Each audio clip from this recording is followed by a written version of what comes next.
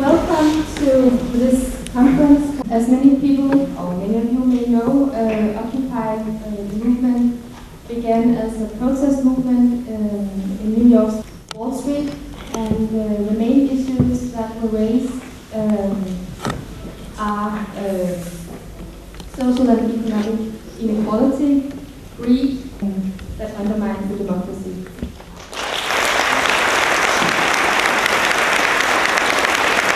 I am the holder of 27 professional titles. Today, though, I think I'm here as an extraterrestrial.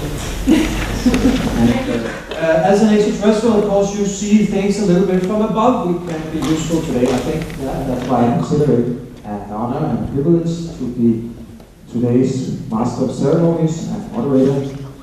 There's some very good people behind this conference, and we have some excellent speakers.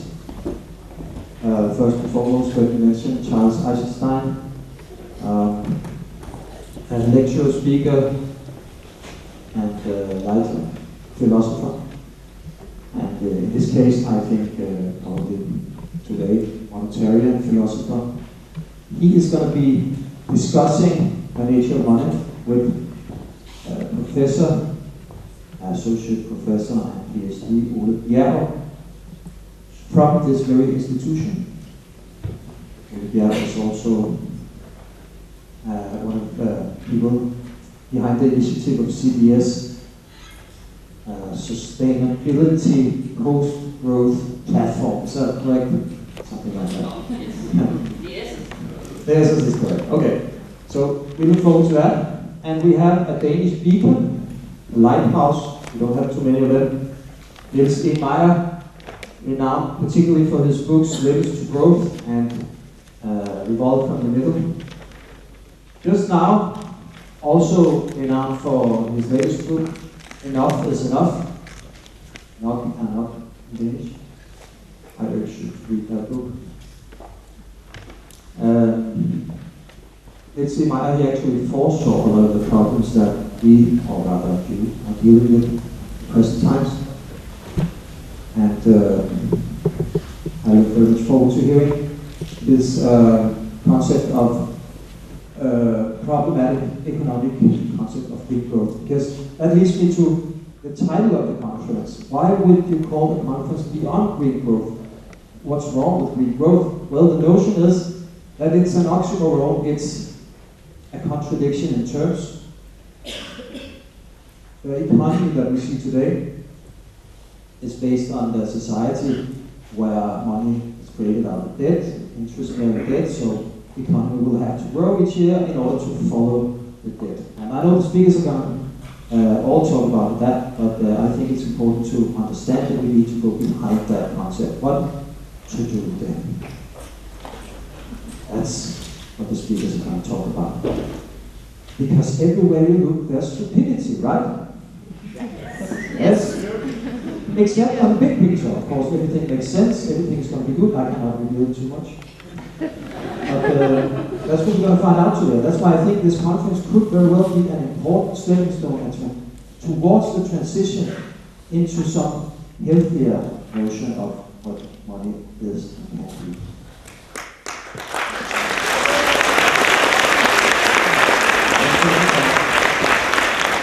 In the panel discussion, 3:45, you will have a chance to ask questions, and if you are not comfortable with doing it in English, you can do it in Danish. I will try and translate.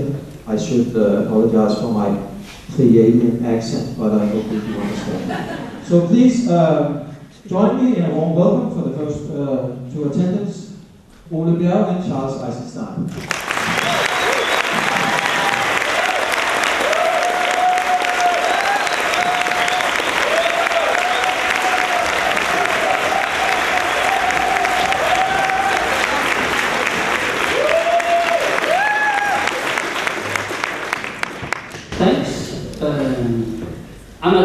I'm just going to go right down to business. I'm really pleased to have this opportunity to have this conversation with Charles. I've been very inspired by his book, and I've been inspired by a lot of books, but it's very rare that you actually get the chance to ask follow-up questions to someone who's written a book that you're very inspired by. So I see that as a great privilege. My idea is to start out with a question to give Charles a chance to just explore some of his basic ideas. I'm sure a lot of people in here are already familiar with Charles's work, but even if you already read the book, I think it's sometimes nice to hear it from the horse's own mouth. I don't know if that goes in English. And then afterwards, I would like to move a little further and explore some things that I came to think about as I was reading the book. And if we get through all of my questions, we will have covered the issues of money, God, and gender. And I think that's sort of... So I'm going to start with money.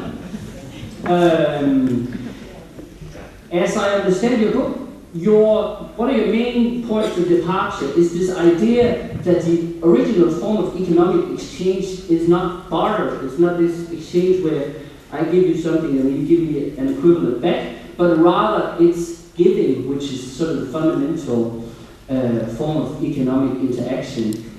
And according to you, and I think you're right, this has fundamental implications for how to think about money today. So I would like my first sort of question or comment, or I would like to hear you explain this idea of giving as the foundation of economics.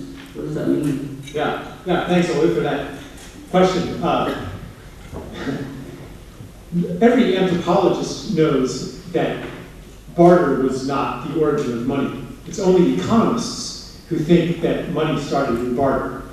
And there's a good reason why they think that, why they choose to believe that. Because barter the idea of barter is maybe I have apples and you have oranges, and so I'll say, well, I'll give you 5 apples for 8 oranges, and you say, no, I will only give you 7 oranges, and I say, well, how about 6? And we make some kind of deal where we're both trying to get the best deal. And that's the same psychology that we use when we use money. And you go to the store, and this one costs 10 euros, and this one costs 8 euros, so of course you try to get the best deal. And what it says something about human nature. It says that human beings naturally want to maximize their own self-interest. That is one of the fundamental principles of economics. But that's not how all societies worked before money. They were gift societies. So in those societies, it wasn't like I'm trying to get the best deal in our interaction, but in those societies, generosity was encouraged by the way that social relations existed. So the more that I gave, then the more people would want to take care of me too. So altruism and selfishness were not distinct in the way that they are today. And economic life reflected what we might call spiritual teachings that say, as ye give, so ye shall receive. That was actually true in a gift culture. And so part of the transition that we're making today is to reawaken that part of human nature. I'm not saying that that's all of human nature, but there's a part of us that want to give, and we're alive in order to give, and we even maybe understand that the purpose of life is to give. I don't want to go on too long, but I might talk more about that later. Because today our money system suppresses that in many ways. The thing that really moves our hearts, the thing that we really want to contribute to on this planet, ecological healing, social justice, and so forth, those gifts that we want to give, there's not a lot of money in those things. And the money is in the things that are driving us over the cliff. And why should that be? What is money that suppresses our desire to give and encourages our very narrowly conceived rational self-interest?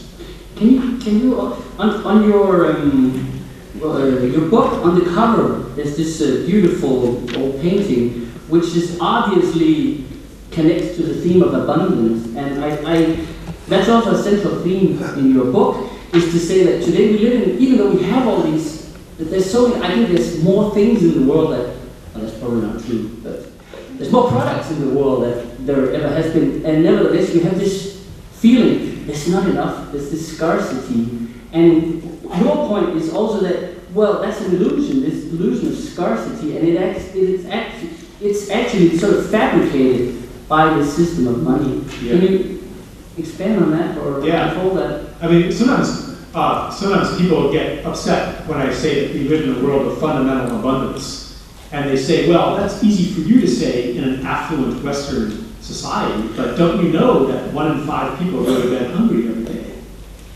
How can you say that there's not scarcity? I understand that at this moment, there are people starving. There are children in Haiti who are eating dirt because they're so hungry. But that's not because there's not enough food in the world. That's because of how the food is distributed. And how is the food distributed? How do we decide that? A lot of the answer to why food is distributed in the way that it is, it's because of how the money system works. There's a shortage of money, not a shortage of food. And money is something that is not limited by anything except our agreements. So that's why I say that the scarcity that we face is artificial. Same thing can be said about fossil fuels. How much of our fossil fuel consumption really goes to anything that serves human well-being?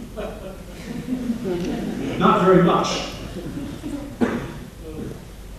So that's another example of artificial scarcity. And then there are the kinds of things that you cannot measure.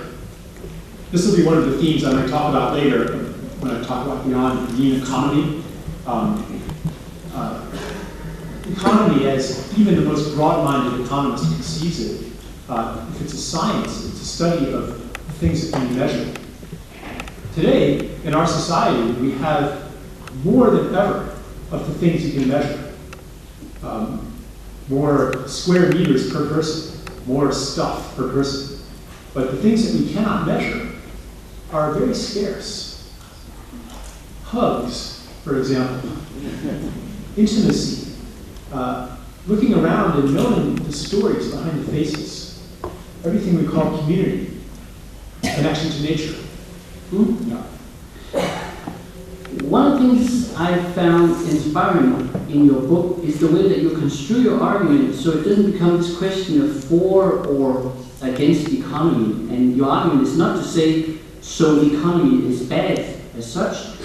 Rather, what you're doing is that you expand the concept of economy to encompass other spheres of life that we do not normally think about in those terms.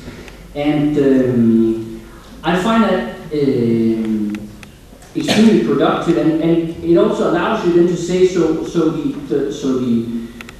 the task now is to change the parameters of the economy to be in line with the nature. I mean, both sort of the external nature, but also the human nature.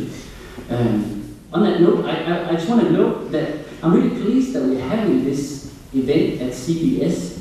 Because on the one hand, this is an unlikely event at CBS, and on the other hand, I think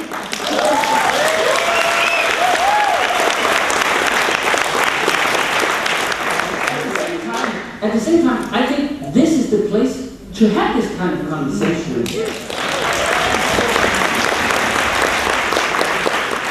So, and I find this expanding this idea of economy, I find that, first of all, I find it theoretically interesting, but I also find it strategically or politically interesting, because I think one of the problems in politics today is that everything is reduced to a question of economy.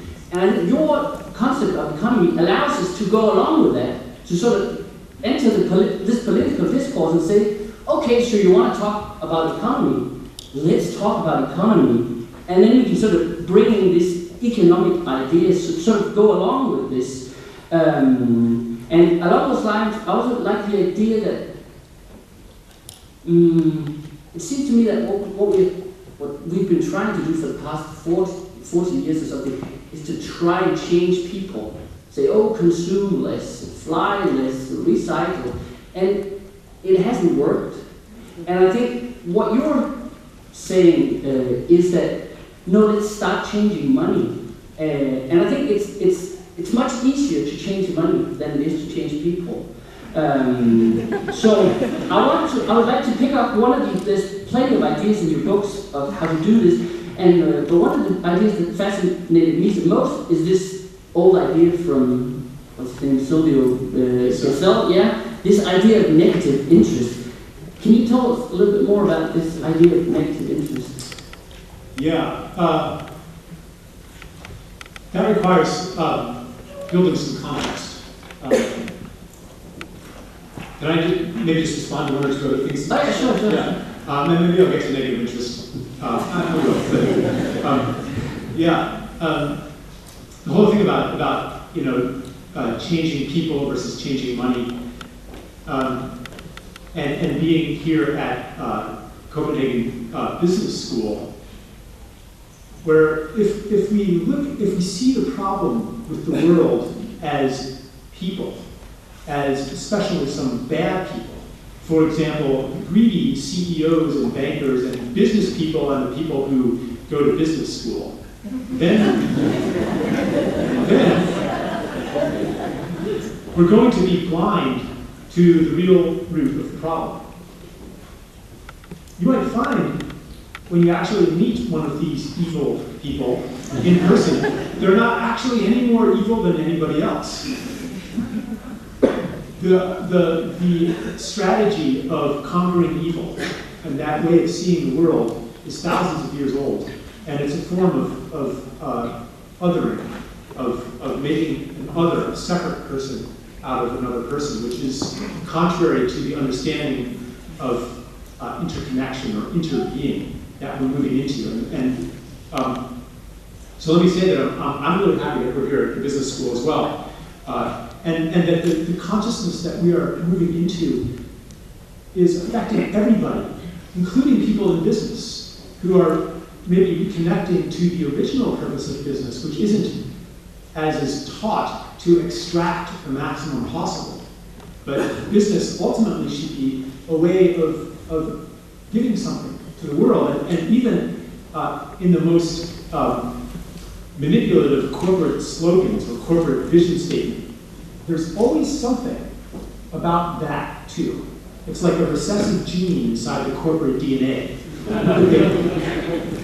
Even if the corporate vision statement is, we aim to maximize shareholder value and maximize profits or something like that, there's always something else in there. And you can look at that as cynical public relations and see those people as cynical, evil liars. But could it be that it's the situation that they're in that makes them into who they are? And have you ever had the experience when you're put into some kind of institution, some kind of hierarchy, you begin playing out the roles that are implicit in that place? So part of the situation that we're in, all of us, is the situation that we call money. We're immersed in a money world. And that affects the way that we see other people, the way that we see life. And so that's why we're talking about changing money. And then seeing how is human nature going to change in response to that. Now I think that also there is a change happening in our consciousness and perceptions. So it's not a one-way dynamic. It's who we are affects the systems built on top of that, money, and the systems affect who we are. So it goes both ways. So negative interest, I guess, without saying a whole lot about it, in a gift culture, possessions were a burden.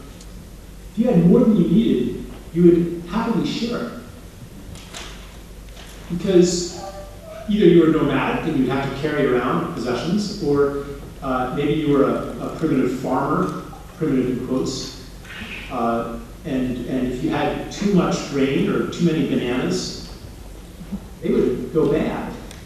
And it was much better to give them away, and then when you were in need, somebody would give back to you. Money's not like that. Money does not decay over time. We could talk about inflation and stuff, but if you have enough money, you can invest it in risk-free securities and grow your money. So you can grow more by having more. And so I think, well, what would happen if we made money like everything else in the universe that decays and that you can't maintain and hold wealth just by having, but instead you have to share, you have to give. So that's a very tiny piece of the theory. Yeah. I think obviously your book provides both a sensible and a very beautiful vision of what we should do. However, there's one question that I'm struggling with in my own work, and that's not so much this question of what to do, but it's more, why have we not already done it? I think that for me that's kind of a mystery. I mean, we've known about many of these environmental, we've known about it for 40 years that it was going downhill, and yet we haven't done anything. And I think in order for us to actually make a transition, I think we need to sort of break that or solve that riddle. So I'd like to hear you on why haven't we already, what has been standing in the way of this transition? Yeah, well, the old systems had a lot of momentum. You could ask the same question about an alcoholic. The alcoholic knows that the drink is destroying his life, destroying his health, destroying his relationships. He knows that.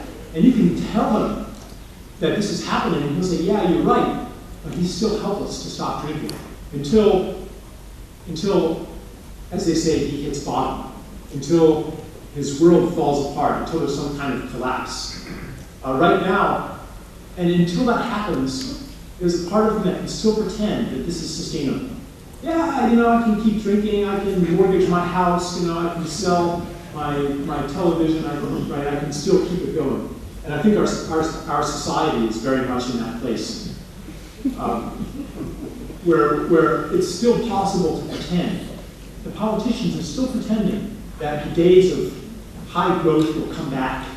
We're still pretending that the debts can be paid off, if only we grow our way out of the crisis. It's not yet become undeniably obvious to most people that the system is doomed. I think that we're going to have to go through a lot more of a breakdown before we wake up. Mm-hmm. Along those lines, there's another, I wouldn't call it a paradox, but there's something in your argument. It's like in your book, there's a kind of theory of evolution in your book. You sort of sketch this evolution of humanity, and then you combine that with a very fundamental humanism. And you have one formulation where you say a fundamental premise of this book is that the human beings naturally desire to give. We are born into gratitude, and but to maintain that fundamental humanism, which I was going to say, which I buy into. I'm not sure that's the right formulation. However, we need to explain. We need to say, well, if this is the case that humans actually are this kind of beings, then at some point in time, evolution must have gotten sidetracked somehow to end where we are now. So can you say, well, when does this happen? When did we sort of go off the rails, and how did this come about? This is another big topic. The next question is God, so...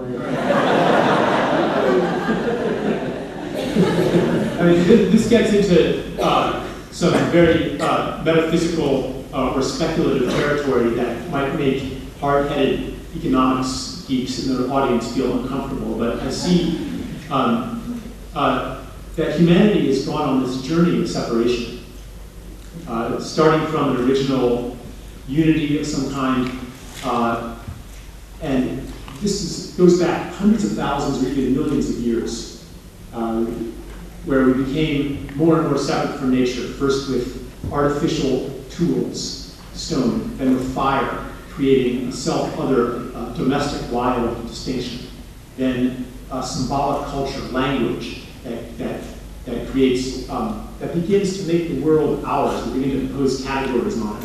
Then agriculture, domestication, turning other beings to human purposes, making plants and animals serve human ends, and then industry, constructing an unnatural realm in which it appeared that we didn't even need nature.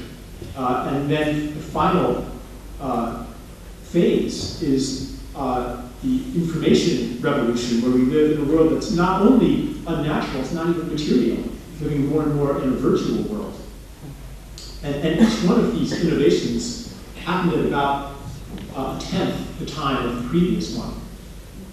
So there's this kind of acceleration reaching an extreme of separation, and we can see it all around us, the extreme of separation. You know, whole neighborhoods where not a single person knows their neighbors. People sitting in air-conditioned rooms at CIA headquarters, pressing a button and raining down death. And to them, it's just blips on a screen. Like the extreme of separation where we're even capable of destroying the basis of life on Earth, all for the sake of some numbers. So it's reached this extreme, and as it reaches this extreme, it begins to give birth to its opposite. And we come back into unity, an experience of interconnectionness, of interdependency, interconnection, that it's not a return to the past, but it's kind of bringing the past into the present at a higher level of organization. So, you know, gift economy, as we traditionally conceive it, works really well on a small social scale of less than, say, 500 people, where the contributions of each person happen to a social witnessing. Everybody sees who's giving and who's not.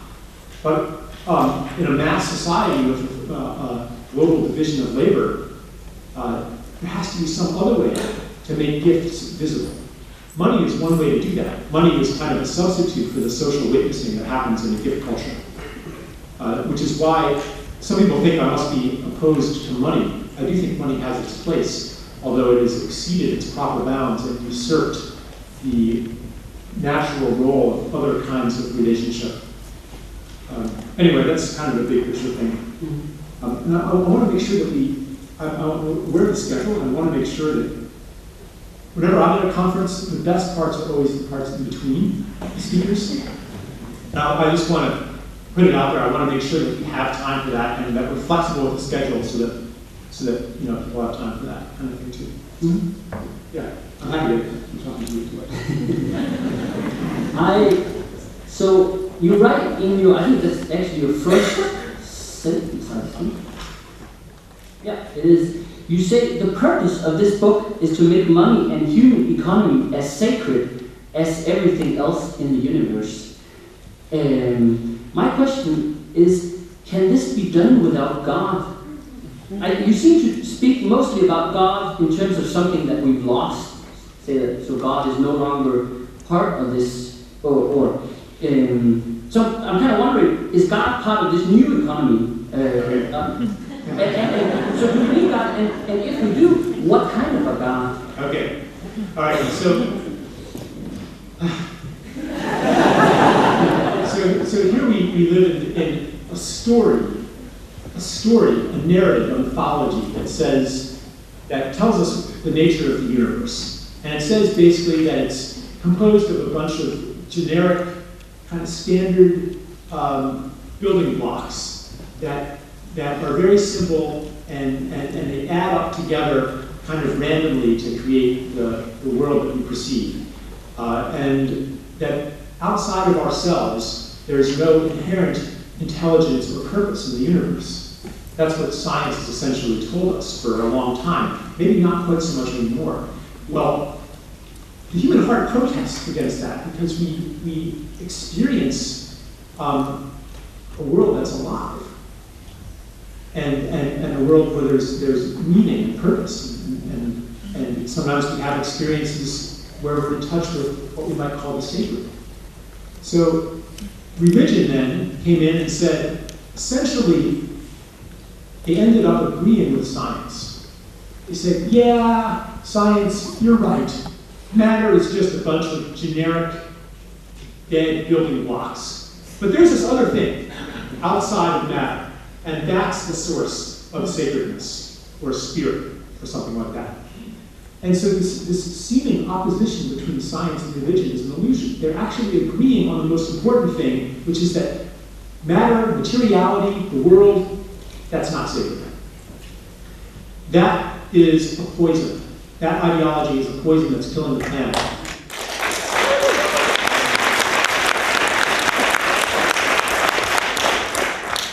Because we're treating this planet as if it were not sacred. So what I'm talking about when I use the word sacred is I'm talking about returning to a perception of the world and everything in it as sacred, as unique, as special. Sacredness is a matter of seeing the uniqueness of everything and the totality of the connections of everything. And an indigenous person might have said, yeah, every drop of water is a unique individual. They're not uniform. Maybe if they had known about electrons, they would say every electron is a unique individual. Quantum mechanics kind of validates that. You send one electron through an aperture, and it goes this way, and you send an identical one, subject to identical forces, through the aperture, and it goes that way. And this has boggled the minds of physicists for a long time. They can describe it mathematically, but they can only explain it by saying, well, it's random. It's acausal. An indigenous person would say, well, obviously, this electron chose to go that way, and that one chose to go that way. They're unique individuals. But when we start seeing the world as composed of unique individuals that have the capacity for choice, and that have sentience, every tree, every animal, every rock, every ecosystem, the planet, then we can no longer behave as if we were the lords and masters of nature, endlessly engineering this dead material substrate toward our own design without respecting that perhaps there's an inherent evolutionary purpose in matter. And so part of what I'm looking at then is what does technology become when it's no longer a matter of imposing our will upon nature and conquering nature, but it's instead maybe understanding what wants to happen and participating in the ongoing development of nature. So, yeah. Mm-hmm. Well,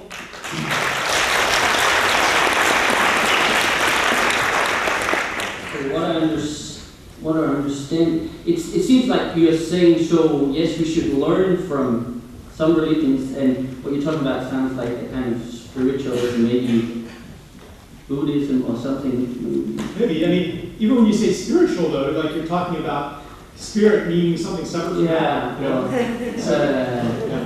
Anyway,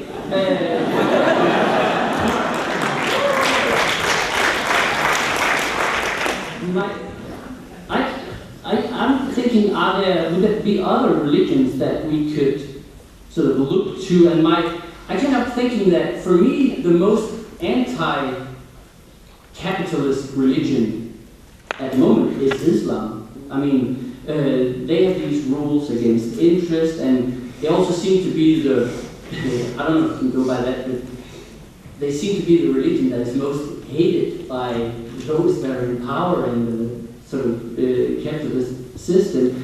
So I'd like to, I mean, is there something we can pick up from that tradition? Yeah, I mean, I think that, it's not just Islam that prohibits interest. Christianity used to, and even Judaism prohibited among other Jews. In other words, among people of your own tribe, it said you should not charge interest to them. And now, as we realize that we're all one tribe on earth, that would prohibit it.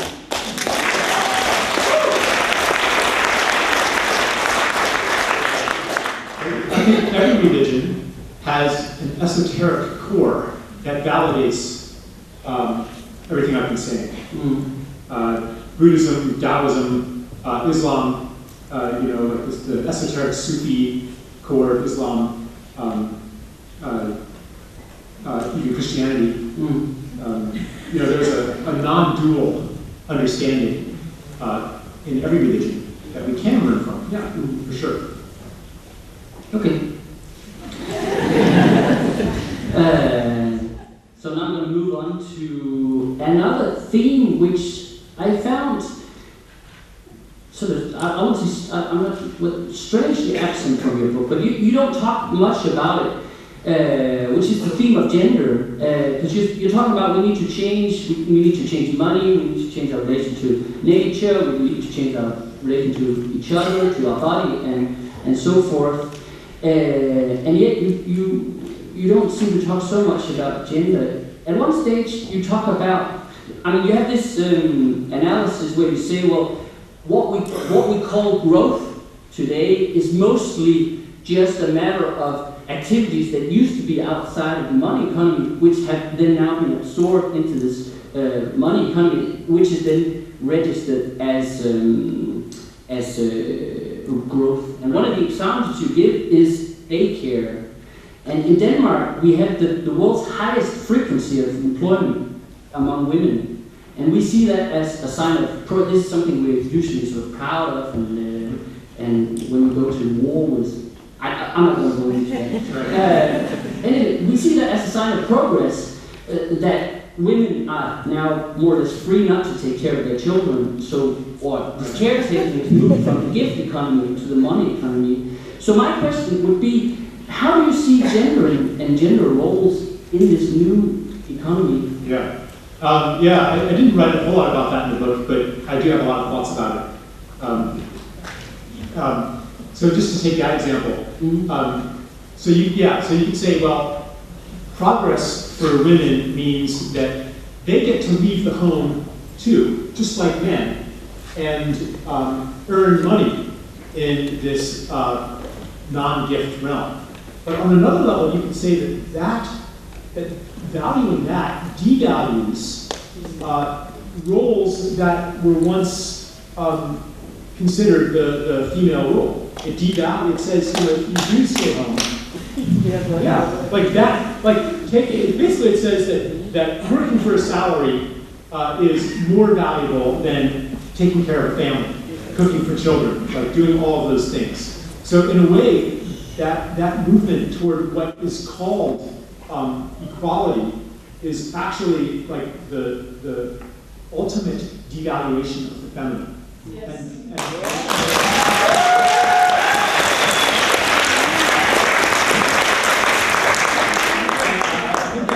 That goes along with the devaluing of matter in favor of spirit, the devaluing of the tangible, the material, and the messy, and the fleshly, and the human in favor of the mental, or the spiritual, or the higher things, Like, why is higher better than lower? Why does superior mean better than, and inferior mean worse than? Why do we strive for high vibrations, Is a flute better than a bassoon? Is a cloud better than a rock? So this is I think this has a lot to do with re-empowering the divine feminine. Mm-hmm. Practically speaking, one thing that this means is that we should have a universal basic income. So that,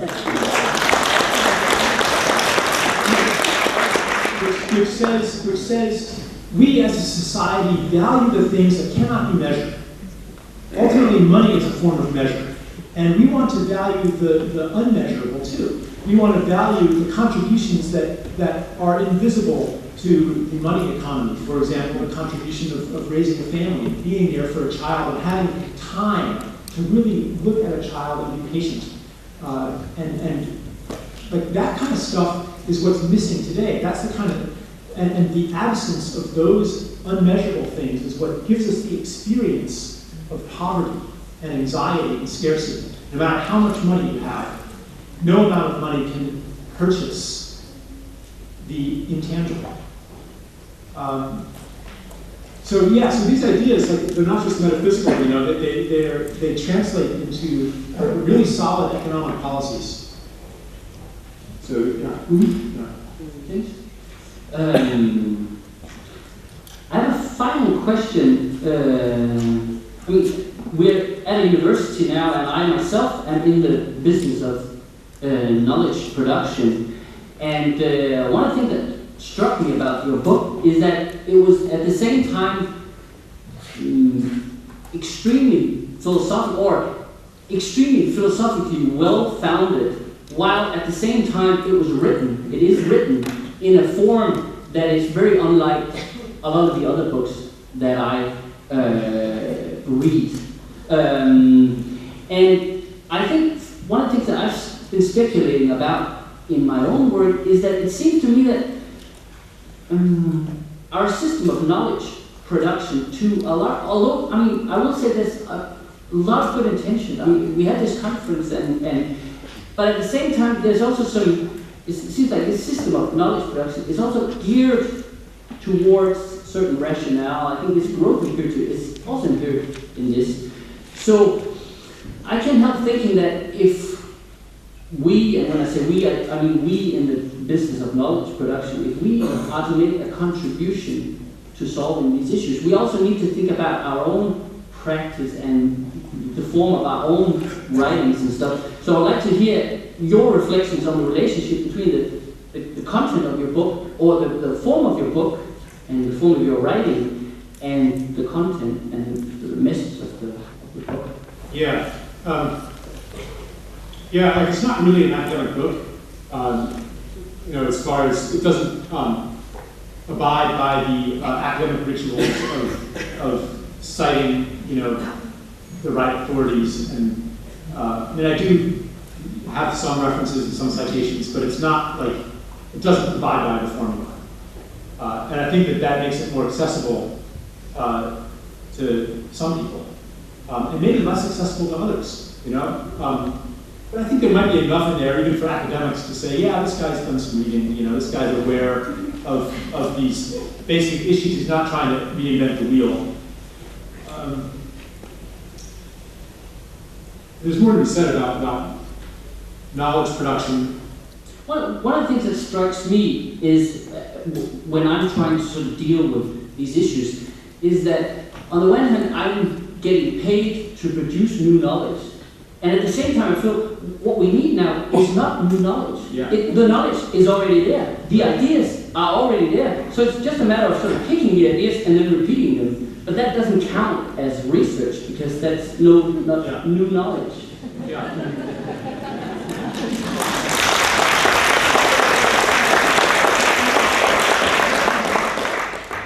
We're kind of under this delusion that we learn in school that says that success consists in producing the right answer. In school, you produce the right answer, you give it to your teacher, and you get an A. But your left-leaning academia has been producing the right answer for centuries. Like you can read Noam Chomsky or read like all of these fairly accurate accounts of what's wrong in the world, and like there's vast bodies of writing about what to do with it too. That I mean, maybe I offer some solutions in this book, and most of them aren't original. I'm pulling them from other places, and there's other solutions out there in every realm. How should we run an energy system? How should we run an industrial system? How should we run a money system? How should we do all of these things? The answers are already out there. But perhaps changing the world does not, contrary to what we've learned in school, consist in producing the right answer. Maybe it's more important to be able to tell a good story.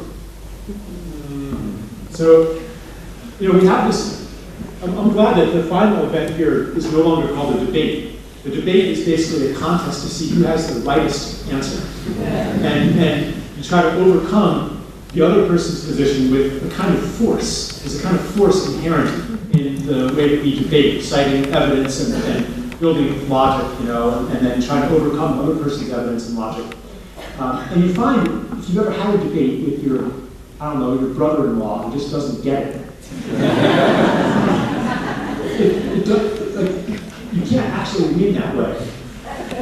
But how do we create change in the world? One way is to disrupt the stories that people are living in. One way to do that is to give them experiences that don't fit into those stories. Occupy disrupted the story of normal. The story that there's no other way to do things, maybe. The story that everything's fine around here. So I think that's why it's so powerful. It's a disruptor of the story. Telling stories can be disrupting with the story in a way that doesn't make people as defensive. And then also offering a new story, a new narrative that people can step into when the old story falls apart. That's another way to create change. Yes, I think we should stop now to allow time for a break. And thank you for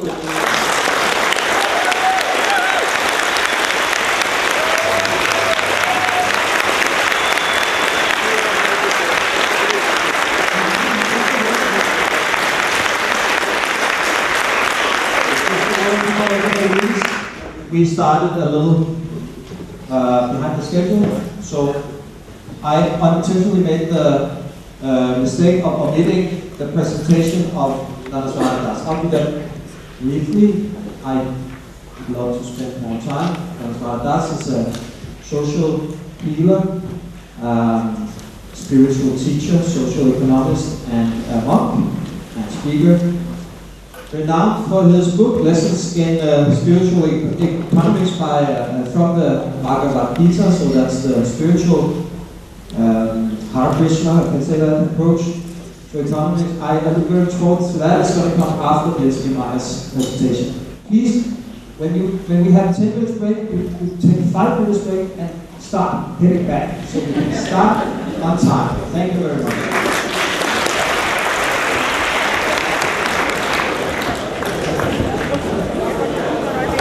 Thank you.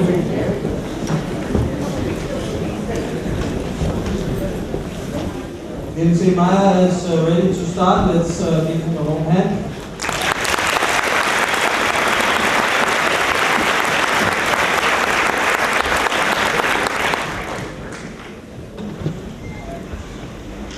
Thank you. I shall try to follow up on the inspiring discussion between Ole and Charles, but I will use an alternative approach and using how it is. And I think this works. Yes. I want to show you how complex our situation is.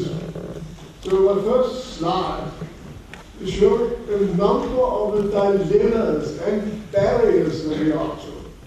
And then later I will try to show you that we can solve them. Today it is so that the only thing in international society seems to be able to agree upon is that global heating should stay below 2 degrees. We haven't really told us how this should happen, and the present path points to 4 degrees or more. So that really is a serious dilemma.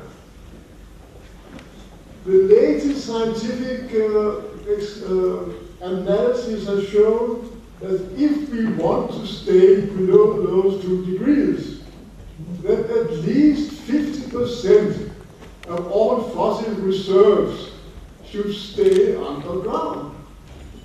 Just think about how should this happen? Do you think the owners will let them stay underground? And at the same time, the industrial countries now promote oil from tar sand and shale gas. So, I mean, it's completely ridiculous. This will not be fulfilled. Yeah.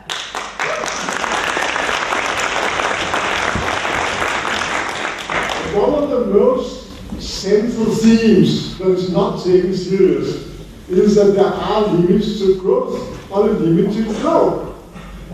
This was already demonstrated in 1972 by the famous report, The Limits to Growth. I happened to be involved in that from the beginning, and I tried to convince people for 40 years that this should be taken seriously, but it is not. All industrial countries are now crying for more economic growth, to solve the financial crisis. Again, it's absurd.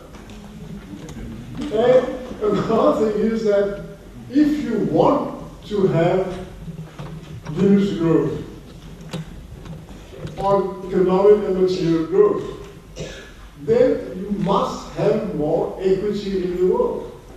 Because if it's very non-equity, people will want more growth. But what happens? Inequity is increasing. I'm just showing you some of the complex dilemmas. So, and what do the international society do to try to promote the green transition? They give 6 times more state support to fossil fuels than to renewables. So, you could say those barriers and dilemmas are so hard to overcome, but I will try to show you that, of course, they are not natural laws. We can overcome them if we decide to and can create a majority to society. And then the final thing I emphasize is that if you look at the economy, and that's what you're here for, then the dominating neoliberal economic system cannot survive without growth, without economic growth. So you see, there are a few dilemmas. So let's go on from that. Let's see. Yeah. Then I've been asked to say a few words about green growth. And I can do it very quickly because I think that the concept of green growth is really an excuse to continue economic growth in the usual way, but giving a green paint.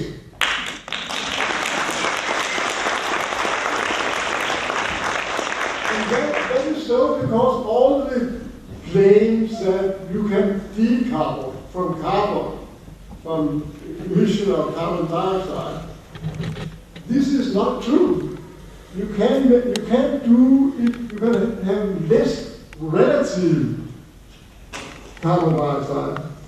But nature doesn't care about relative, they care about absolute decoupling, and there's no absolute decoupling in our present system. So it's just an illusion. Then the thing that people don't think about is that you know that there are about 10,000, if you lose solar energy, down to the Earth comes about 10,000 times the energy that we use now. But if you look at what are realistic to use, then you will also discover that even solar energy are limited. So there are many, many reasons that we should stop talking about green growth and try to see how do we make the transition to a sustainable world. And I think it's too late now already to accept those mitigation concepts. So my advice, and I will finish the green growth, is forget about green growth.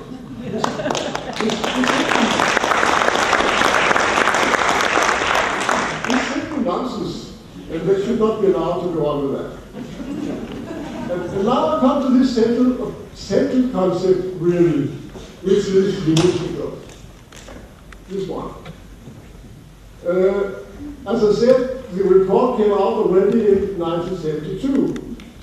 And I think one of the main reasons that people do not take it seriously is that they have, of course, know that productivity in the industrial countries increased about 2% per year. Maybe a little less now, but about 2% per year. And this means that there is no economic growth, and there are 2% less working places next year. So this is their main excuse, because they say, then if you don't have growth, there will be more unemployment. And this is a very peculiar argument, because there's no natural law that says that we should work 37 hours per week.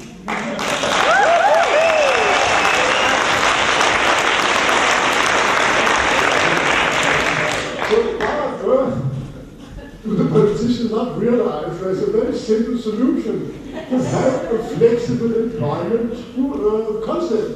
So when there are lack of jobs, we just lower the working hours in the week. So we have more free time and more life quality. What is wrong with that?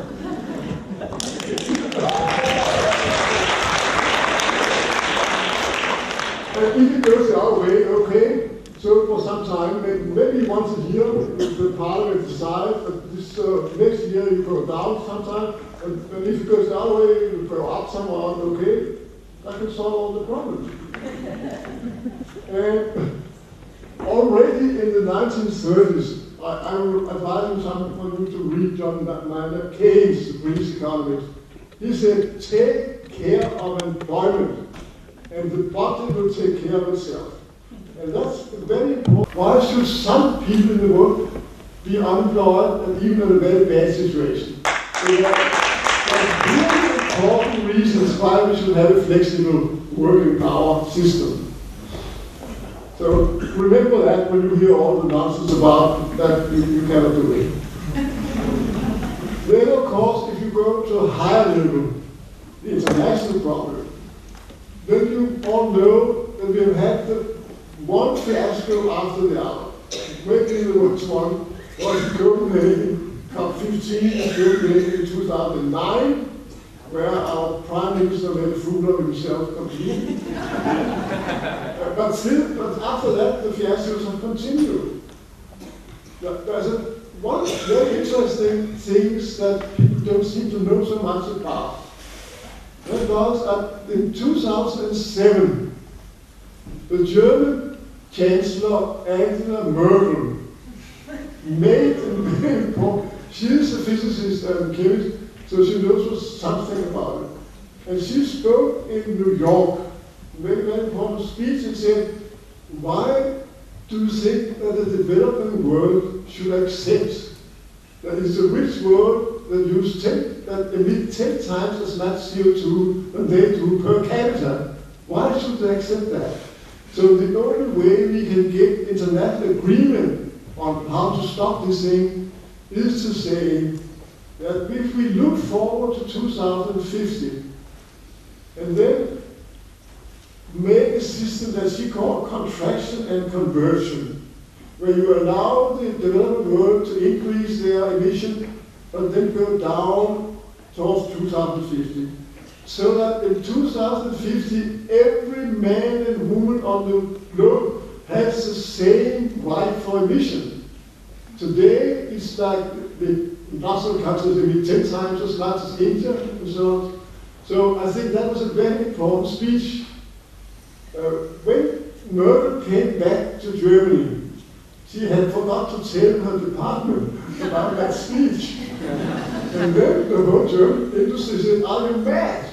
We cannot have that. And then she has been silent since. And she happened to say the truth in 2007.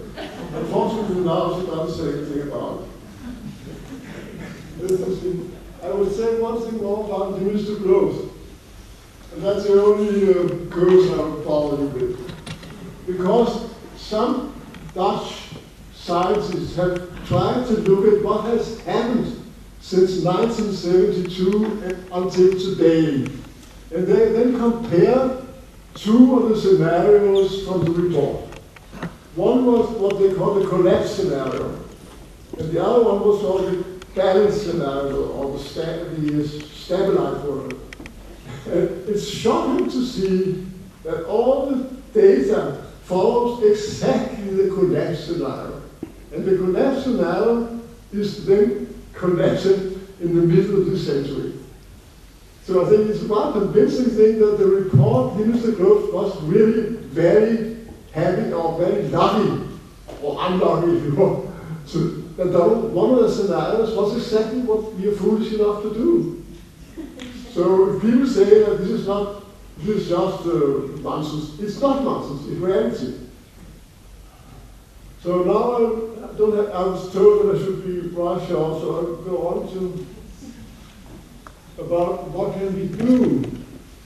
And as I think already both the two previous speakers said, we know actually what we should do, but we don't do it. So I will divide it and say, if you look at equity, there's no reason that in Denmark and other rich countries, that we should have much more equity. And there's a very simple way to do it.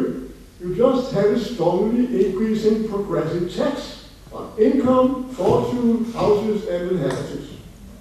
Why should we keep on having those social inequities that rich people's children can inherit those things and pay nearly nothing in inheritance tax? Then, of course, we hear about the rich people crying out and saying, well, then we will leave the country and we cannot afford, I don't know what. I think it's time. I will say one thing. I'm happy to be member of the board of a number of Danish industrial companies. So I know all those excuses. The last one I was on was Dhanesvara.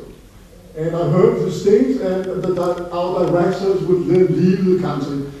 The truth is that none of those directors could have any job in the foreign country with the same salary. Because they're not very clever, and one else should, they can't get new jobs, it's only empty sites. So forget about the rich people leave us, they can't do it if they want to do it.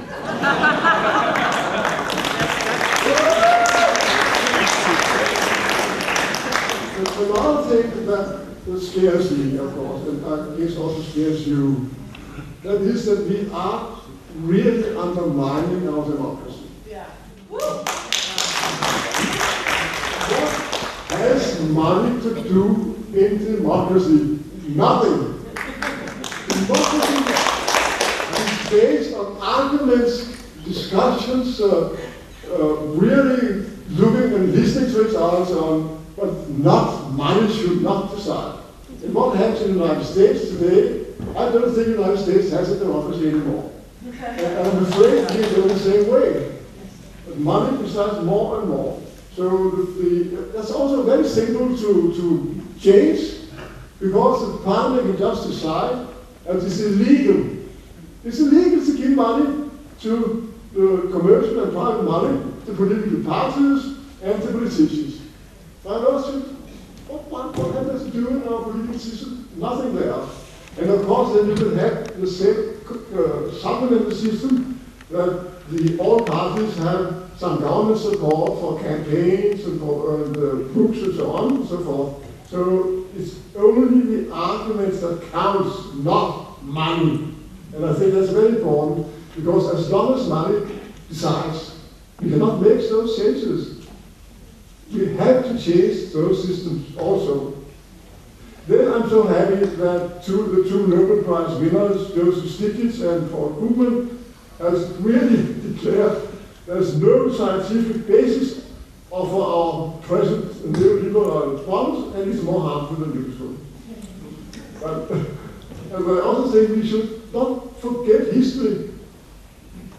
Not so many of you young people perhaps know about Roosevelt's New Deal in the 1930s.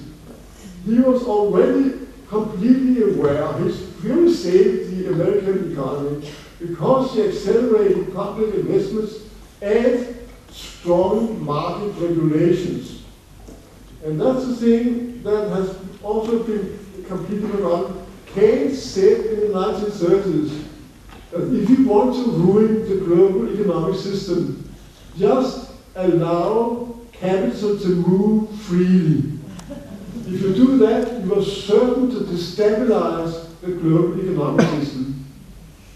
I mean, some of you may remember that until the 1980s, Denmark did not have control. You could not just move capital out of Denmark. You had to have a national bank. And Keynes said you should have a universal system, or at least all central banks should control capital movements. Because otherwise you will have all those financial crises, destabilizing things and so on. And that's exactly what we do. In the 1980s, EU changed the system, so now we must have free capital movement. Exactly the opposite of what Keynes advised us. Why are you so stupid?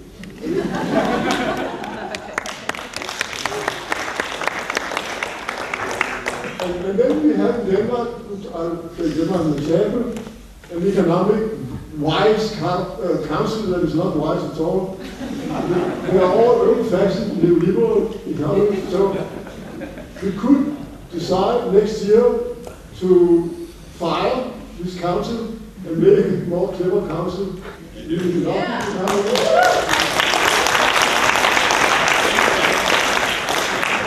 That was some of the national actions. Then I'll say a little bit about the international actions that we vote for. And yes, I have already mentioned Keynes that said that we should have control of capital movements. And I think there are other things we could do, and that of course depends on the United Nations.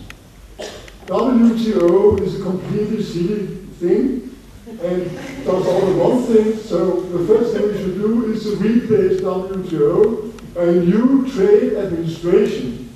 And this trade administration should have as its first priority to have more equity and to have environmental considerations, and therefore introduce a global transport tax and Tobin tax. Of course, if you cannot get UN to do that, I think one should not give up. We should make a competitive one. So that the clever countries will say, now we make our own WTO, our own trade administration, with a completely different priority, and all the clever countries could join that instead of WTO. And then of course, if you say things like that, people say you're completely naive, you're completely crazy. But we have to be naive and crazy if we want to do the things that are needed.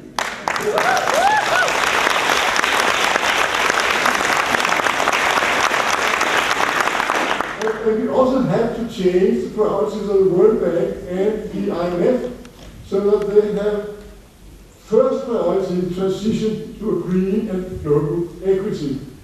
And this means again that we may have to create an alternative to the World Bank, a green World Bank, and so on. But let us use our imagination. Let us not, and I'm so glad there's so many young people here. So it's you that are supposed to promote this thing.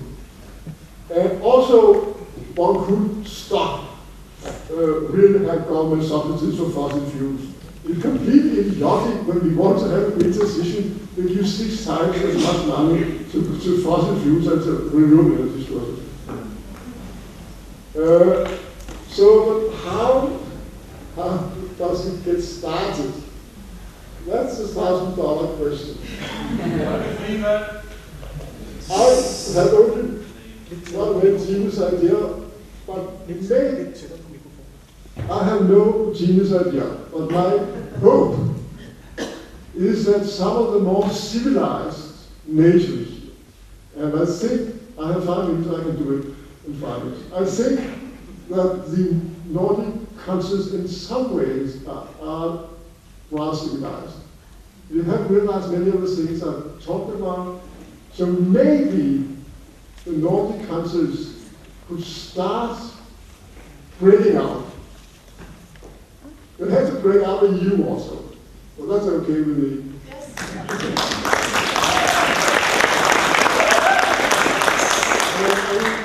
If we did that, we are more than 20 million people. We could take all the Nordic countries. We are rich, we are very educated, we are civilized and so on. We could start the whole revolution. But that depends that the young people start the revolution.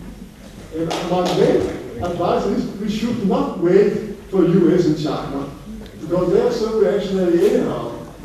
And then the last thing I'll say is about my references that comes here. Yes. I'm so immodest that because there's some ideas about that. If you want to take part in this thing, start with my little book. It's only 88 pages, it doesn't cost 125. Go on to Ross Nielsen's Green Transition and finish with Ross Jackson's new book. That is a really very complete one.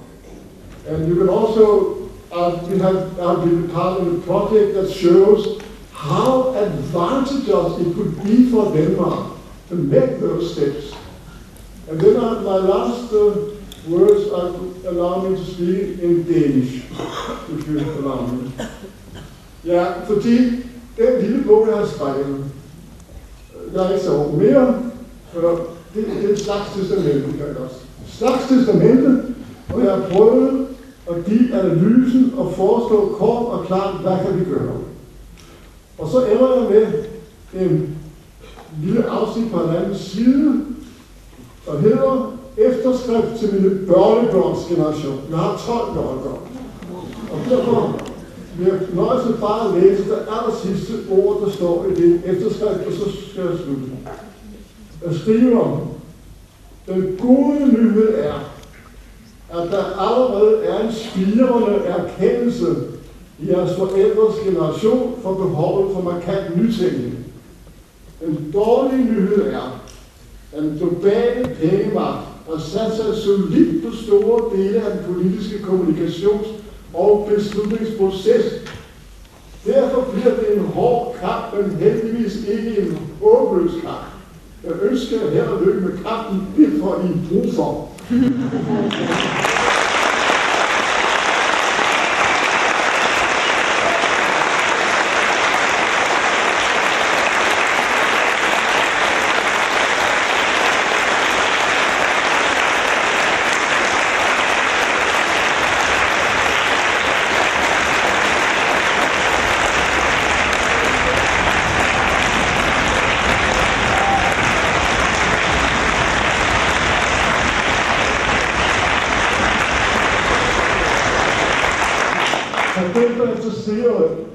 Har jeg lagt på paperet dels nogle kopier af mine PowerPoints, og dels noget mere om den lille bog. Og I kan bare pille det bare, hvis I har lyst. Vi ligger på klaveret, dem der har lyst til at vide mere. Tak skal I have.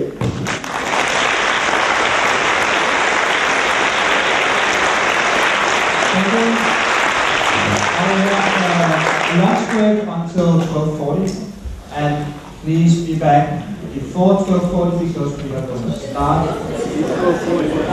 Okay, sorry. Firstly, 4:25. But be back before time, because it takes time to find your seat and to internalize your concentration.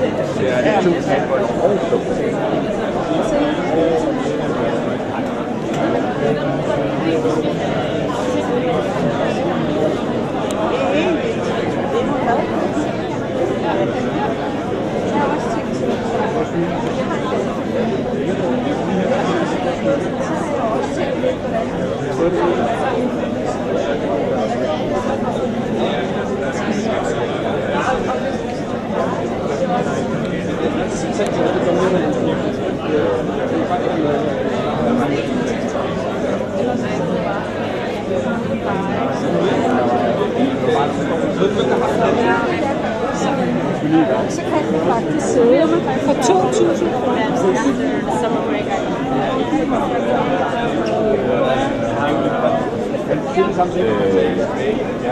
Jeg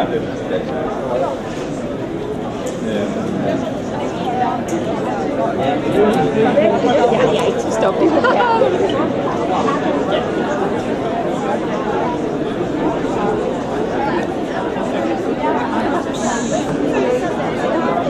Altså alle har mulighed for at gøre det.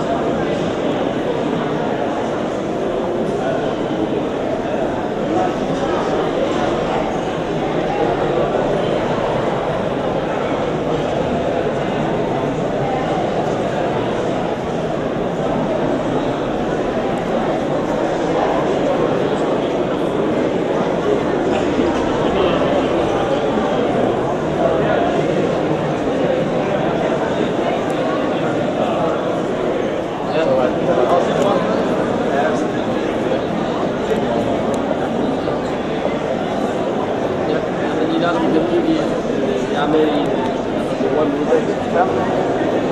Og vi skal lave et arrangement.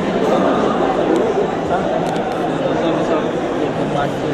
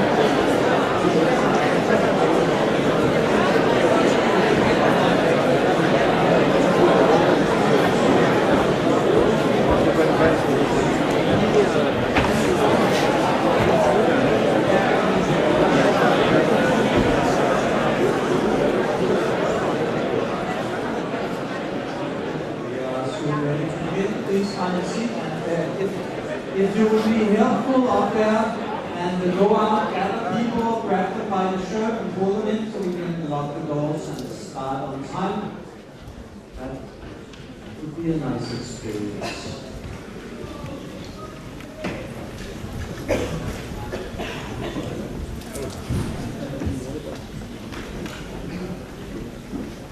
Okay, we are getting ready for the second part of the program. Dhanesvara Das. Put his headset on. Are you ready for the Danish audience? Please join me in a warm welcome.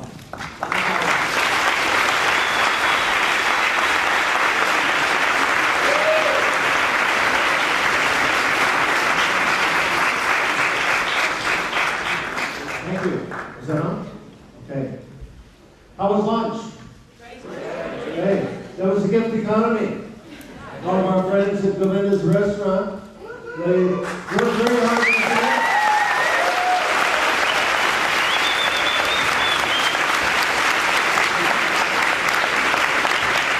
And I'd like to remind you that an important part of the gift economy is reciprocation. So, if you live in the neighborhood, please visit the restaurant, support them, and maybe you want to go over and help them sometime. Continue the gift economy. I'd like to make a small correction before I begin. When Martin introduced me, he mentioned something to the effect that I'm going to present the economic view of the Hare Krishna movement. That's not correct. Okay, I'm not presenting any religious ideas. Basically, I'm presenting my own thesis that I've developed from my study of the Bhagavad Gita for 40 years.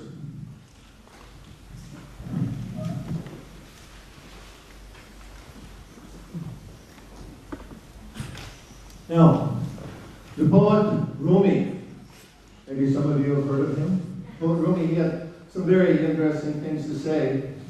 One of which is that perhaps you're looking in the leaves and the branches what can only be found in the roots.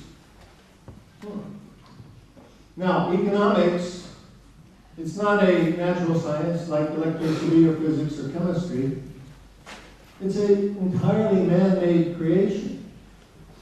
So we can separate the economic ideas into two parts. What's normally discussed in terms of banking, money, laws, government, and so on. And the other side is human beings. I focus on the other side, the human side, particularly the consciousness of human beings as a determinator for our economic activity.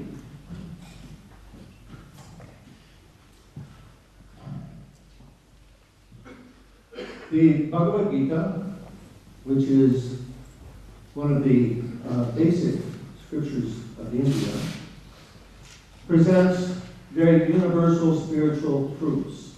It's not a sectarian book. It gives basic spiritual principles. For example, we are not the body. All of us, regardless of what religion we may profess, we are spiritual beings that live within the body. Now, the spiritual being has a very particular nature. A nature which is, in fact, antithetical to the nature of this material world. The jiva, or atma, if we use the Sanskrit word, is eternal, ever existing, never dies. He is complete with knowledge, and is full of bliss, or ananda. However, the spiritual being finds themselves in this material world, in a material body, which is antithetical to their spiritual nature. Although the jiva is eternal, the body is temporary. Although the jiva is full of knowledge, his situation in the material world is one of ignorance, where knowledge is gained at much endeavor. And as far as ananda, how about that? We have unending ananda here? Huh? Hardly. Huh? We try to become happy. Huh? We work to be happy. So we're in an antithetical position to our natural position. And this actually has a great deal to do with our economic problems. Now, in explaining this, I'm going to use a few more Sanskrit words. We find ourselves in a quandary many times. We're trying to figure out what to do, what's the best way to go. And we've got certain tools that we use to work with. Those tools are the words and their meaning that are given to us in our language. And so within that understanding, we've created the problems, and we have a difficult time trying to solve them. Einstein, of course, very intelligent fellow who had to solve many problems, he said that a problem cannot be solved at the same level of understanding with which it is created. So we need another way of looking at our situation. And that other way is given to us by using other cultures. Because other cultures see the world in a different way than we see the world ourselves. We're limited by our own culture.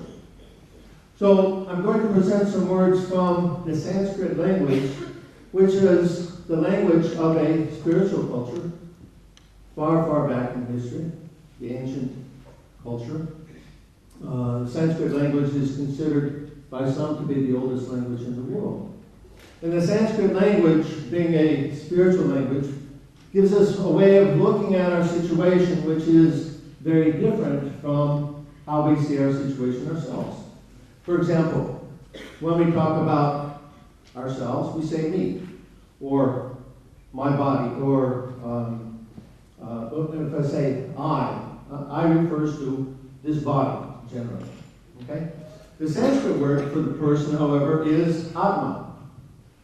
And I don't know how big of letters I have to write here for you to see it back. Is that big enough? It's not black enough. Can you see that way back there? I can. No? Okay, we can. No, we don't have Atma. Take another pen. Another pen.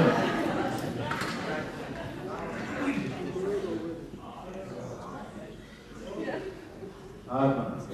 Atma refers to self, or refers to the spiritual being that I described, Satchidananda. Another word that is very important in understanding the consciousness of ourselves is called gunas. Gunas. This word I translate as consciousness determinants. That is, each of us, we have a consciousness. That consciousness is developed by our own experiences in the world, by our interactions with this world. Each of us has a very unique experience in this world, and because of those unique experiences, we develop different personalities, different ways of seeing and understanding. But the concept of gunas actually gives us a lot of insight into understanding how this consciousness develops. So there's three more words that I want to add to this. One is sattva. Another one is rajas. And another one is tamas. These can be translated very roughly as goodness, passion, and ignorance. Each of these, let me give you an analogy to try to understand this. This one's better. Probably everybody's seen the movie The Matrix, a very popular movie from before. And The Matrix was very good on many levels because it gives us a way of understanding that our perception of reality is not perhaps what we might think it is. Or rather, reality might be quite different than what we perceive. Furthermore, that we're being impelled or driven by certain forces which are even beyond our comprehension. So this concept has actually a root here in the concept of the gunas. All of these, sattva, rajas, and tamas, they have influences. They come to us based on our association or our interaction with material energy. For example, time of day. When am I active? Do I stay up all night, sleep during the morning, and then get up and I'm active in the afternoon? Do I go to bed early, rise early, and then I'm active during the day?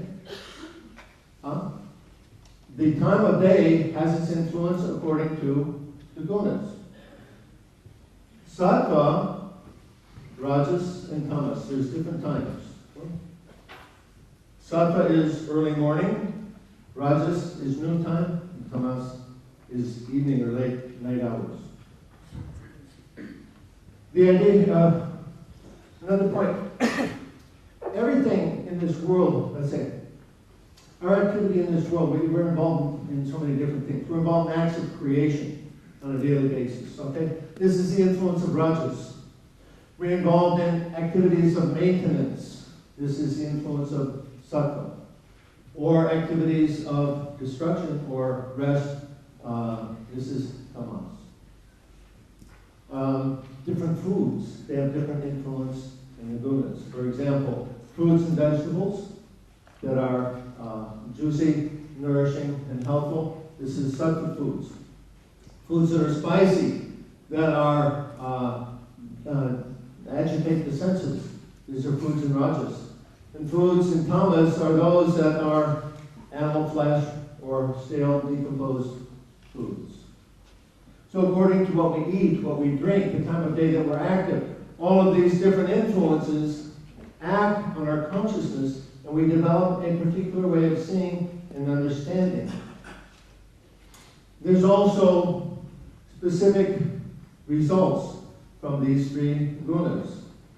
The result of sattva is that we become happy and peaceful. The result of the rajas is that we are active and distressed. And the result of tamas is destruction. By studying the influence of the gunas, we can actually see the behavior of people in all of its different manifestations. Here in this conference, we're talking about economic behavior. We're talking about a gift economy. Charles writes a lot about that. Gift economy, this is indicative of sattva. In order for one to actually even begin to appreciate participation in a gift economy, there must be some quantity, some measure of sattva. Our modern world is characterized by these two modes, rajas and tamas. Rajas means more. More, more, more, more, more. I want more. And how much is enough? No limit. You can have all of it, right? We see. Sometimes they want it all. And tamas, this is the economics of exploitation. What we see increasing in the world today, we hear about the Bangladeshi garment workers who were all crushed in the collapse of that building several weeks back.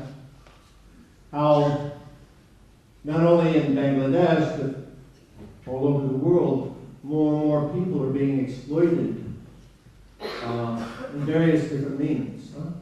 This is the influence of tamas. In my book, I trace out the history of the development of economics from sattva to rajas to tamas. As Charles was mentioning earlier, some 1,000 years ago or more, the indigenous cultures, they all practiced the gift economy. This means there was more sattva at that time. But as time has continued, the influence of rajas and tamas is increased, and therefore the quantity of sattva has decreased. And therefore we went from a gift economy to an exchange economy, and now coming more and more to an economy of exploitation. So, the title of my speech was Consciousness is the Problem and Consciousness is the Solution. The problem, what's the problem? Somebody has a consciousness of tamagun or rajagun. They see the world in a particular way. It's actually quite impossible for them to see the world in a different way because they're conditioned by this way of thinking and understanding. When they think about increasing economic efficiency, the question is efficiency for who? Who's going to benefit by that? And perhaps you've seen the graph. If you chart increase in efficiency over time against the increase of wages, we see that efficiency has gone way, way up, but wages basically remain fairly stagnant. So economy, it's not just enough to talk about economy, we have to talk about economy for who? Who is this economy for? Who is it meant for? The present economy, constructed by people with the consciousness of Rajagun and Tamagun, and set it up in such a way so that they can benefit from the labor of others without people even being aware of it. This is called the capitalist system. There's a certain fraction of people, 1% or maybe the 10% of those, their wealth increases more and more, as at the same time the income of the 90% or 99% stays stagnant. So economy for whom? How is this going to change? If we want to change the global economy, what has to happen? We have to, if we want, rather, the economy to work for everyone, there has to be a consciousness of that. This consciousness is prevalent actually only in Sattva. In Sattva, I have an egalitarian way of seeing things. I see everyone else as equals.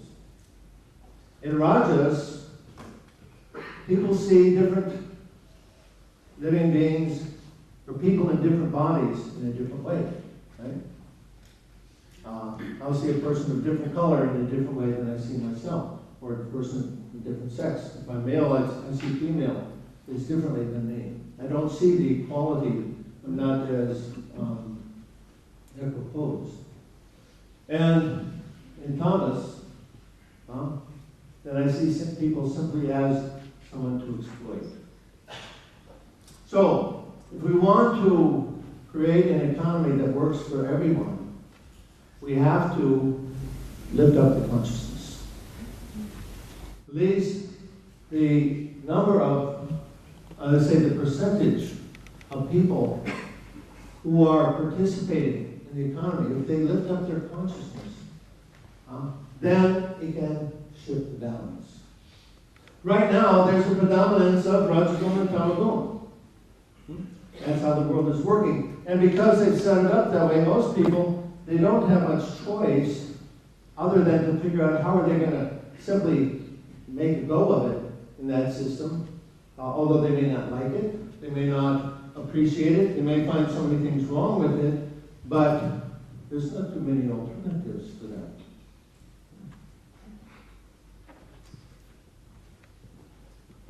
In order to shift the balance, we have to lift up the consciousness.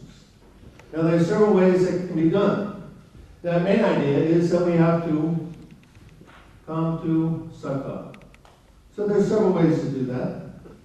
One is by the food that we eat. As mentioned, flesh foods are tamagun. Most people in the world today, they eat meat several times a day. And the result of that is it keeps the consciousness of tamagun. It also increases the pain and the violence and the suffering in this world because more than 100,000 animals are slaughtered every minute of every day to satisfy the desire for flesh foods, which we actually don't even need. So if we shift to a vegetarian diet, that's the single most thing that we can do, not only for our own consciousness, it will also the single most thing that we can do as an individual to save the planet.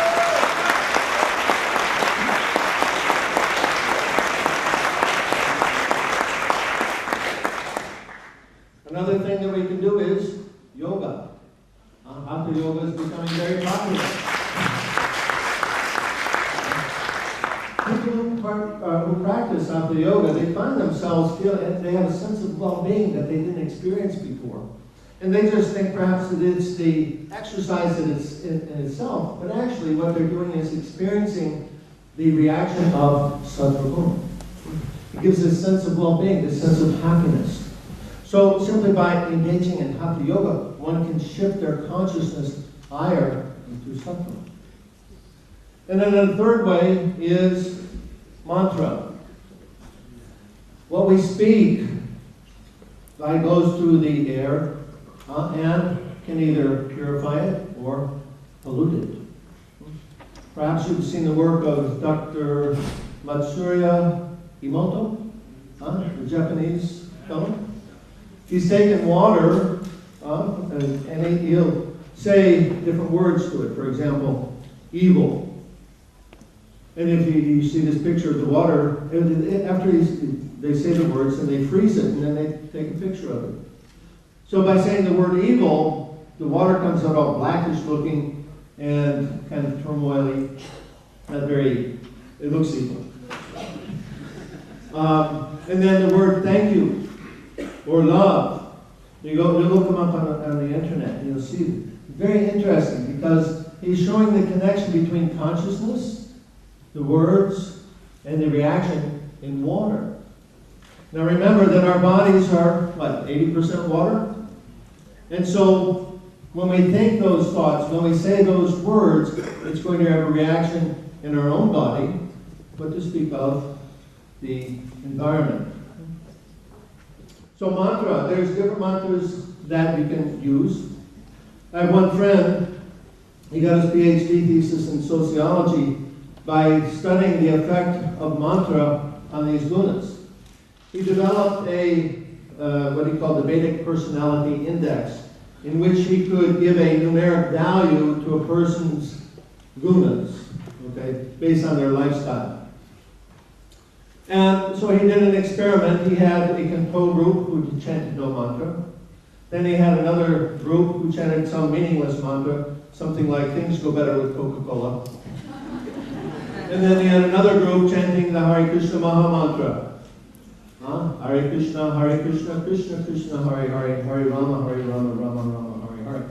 Perhaps you've seen our devotees in the street chanting this mantra. This is called the great mantra, the mantra that purifies the ether. What he showed from his work is that the chanting of the Hare Krishna mantra raised up the consciousness, decreased the tamas, and increased the sattva. So there's other ways you can do that. Paying attention if you learn how these gunas are working. If you move ourselves from azure and ignorance to goodness, we'll be able to shift the balance. And then, actually, we'll see the change developing in the world. My opinion is that this shift is already going on. We see it with people like you here today.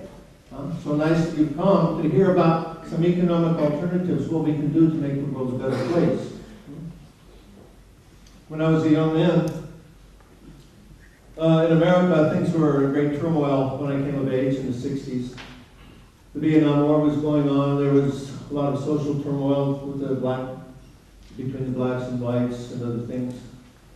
And so, like many young people, I was also looking for a way. How am I going to help make the world a better place? So I participated in some of the protests and so on. You also, some of you here from Occupy movement, going out there and showing that you don't agree with what's going on. Well, I did that for a while, but I didn't feel really like much was actually coming from it. I happened to get a hold of my spiritual master's books around that time, A.C. Bhaktivedanta Swami. And he writes that, for example, when somebody asked, why is the world polluted? And he said, because your consciousness is polluted. If you want to purify the world, first, you have to purify your consciousness. So, it's not a matter that our politicians, our bankers, us, these people, that they're going to somehow or other see the light and they're going to actually save the day and turn everything around. I don't think that's going to happen. Rather, what's going to make the difference is us. What are we going to do?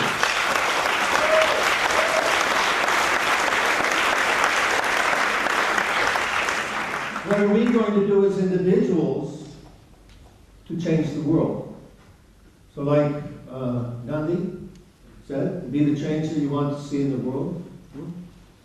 We have to understand this point, that my own consciousness, if I lift my own consciousness up, that's what I contribute to the world. And certainly I'll affect others around me. So, this is what I want to leave you with.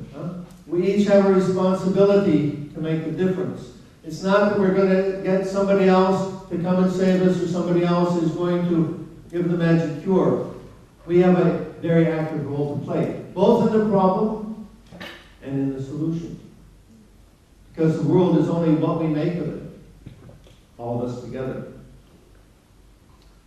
There's no amount of darkness that can cover up even the smallest night. Each of us must become the light of the world. Do our part to lift up and save ourselves, save humanity, save the world. Thank you very much.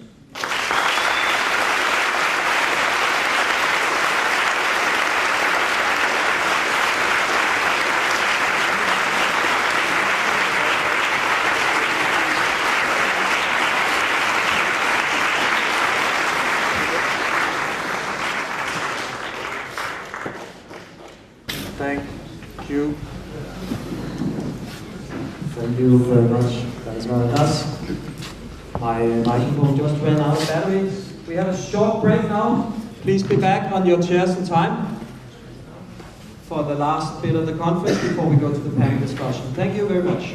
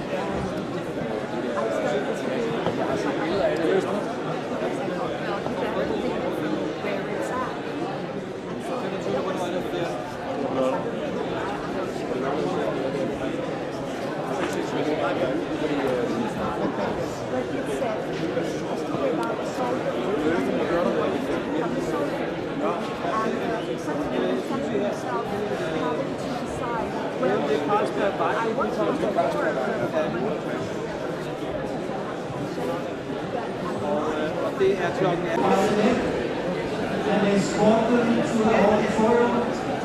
Close the doors. Please silence.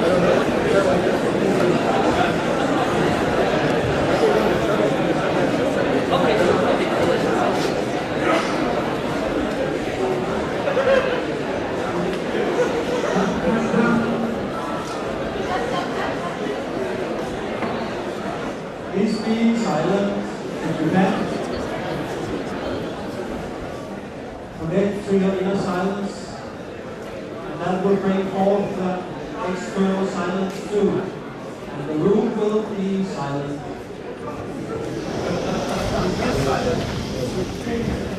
And there shall be silence. Close the doors. We are ready to receive the teachings of Charles Eisenstein. Once everybody has found a seat.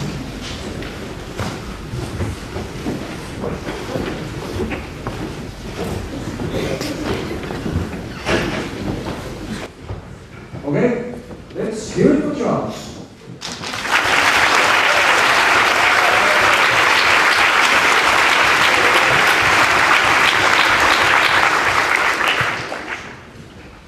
Well, hello everybody. It's good to be back in front of you here. Does the sound good? This? Yes? Okay. Yeah, I think I'm going to just start by bringing together the two themes that have come up already. The first, Niels' speech was very much about systems and the world out there. And then the last one was more about the internal. And I feel like these two realms have to come together. It's not an either or where we either work on ourselves or we work on the world. And I've noticed kind of a convergence between what you could call activism and what you might call spirituality. That I saw a lot in the Occupy movement, where some of the signs that were, some of the placards, were about the bankers and the 99% and that kind of stuff, but a lot of them were very self-reflective too. They were kind of meta, and they invited us to look at ourselves. And this is something, I won't say it's new. I mean, certainly there have always been a lot of activists who have had a deep religious or spiritual practice. But there's also been some hostility between the two camps, or kind of a disregard, where the activists would say, get off your meditation cushion and do something about it. Like there are problems out there, and here you are, thinking that chanting Om and doing yoga postures, and changing your diet is gonna change these systems of oppression out there. How do you know that you're not just indulging in some kind of spiritual escapism, taking the opiate of the masses and making it easy for yourself to not do anything about it, imagining that your little practice in your little living room in the midst of your bourgeois life is going to actually change anything. So get off your cushion and do something about it.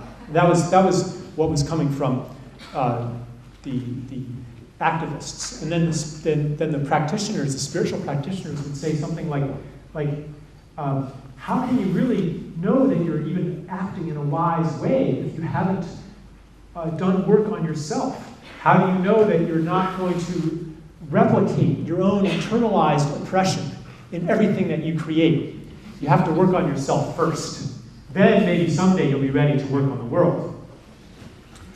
But I think now that we're understanding that both are necessary, that, for example, how do you really work on yourself? I think that the most powerful way to work on yourself is through your relationships, through the things that come up in life that mirror back to you the unacknowledged shadows that we all carry within. We work on ourselves by working on the world, and part of the grand harmony of everything is that we're presented with precisely the situations that are needed for our own development. So I think that I really celebrate kind of the coming together of these two threads at this conference. And even though I don't necessarily agree with everything that's been said, I think that we can all recognize that the desire to take personal responsibility and to live in a way that's consistent with our opinions and what we're trying to create. I mentioned it a little bit before, that I wouldn't say that, that a better world comes from rising above the flesh or rising above this materiality. That in fact, I believe part of the problem is our devaluation of the flesh and our devaluation of materiality, which has seemed quite necessary because our dominant narrative that told us what the flesh and what materiality was already devalued it. But there's another thread of teaching that runs through spiritual tradition. Now, I will talk about economics in a minute here, okay? I'm just kind of warming up to it. But there's another thread enunciated by people like William Blake, who said, essentially, this is what a soul looks like right now. That we are not containers for a separate soul, but we are soul-made flesh. And I mentioned this maybe in part as a way to bring the possibility of bringing the sacred back into the most profane thing of all in this world, which would be money. Money seems quite the enemy of everything that's sacred to us.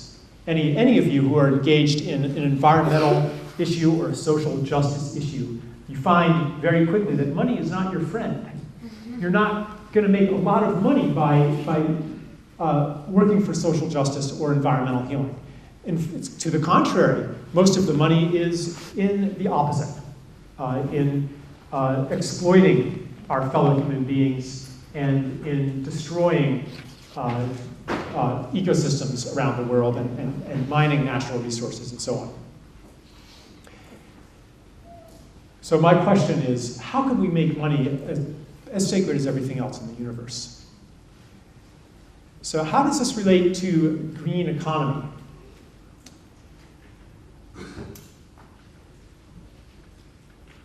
At the outset, looking at the damage that the money system, the economic system is causing, our first impulse is to say, well, certainly we have to limit this system. And this is one way you could frame the fallacy of growth that was up there. That Niels was telling us about, the absurdity of green growth. When growth means, what does growth mean anyway? What does economic growth mean to an economist? It means it's the economy for an economist is the totality of all goods and services exchanged for money. So economic growth means more and more goods and services being exchanged for money. Things like nursing a child, that's not considered part of the economy. Anything that if you help out your neighbor, that's not considered part of the economy. If you cook food for an extended family of 30 people, that's not part of the economy. And if the other people in that family help take care of children, that's not part of the economy. But if you split up that extended family, put them into nuclear housing units, and have everybody pay for food preparation and everybody pay for childcare, then the economy has grown. And according to an economist, everybody is wealthier.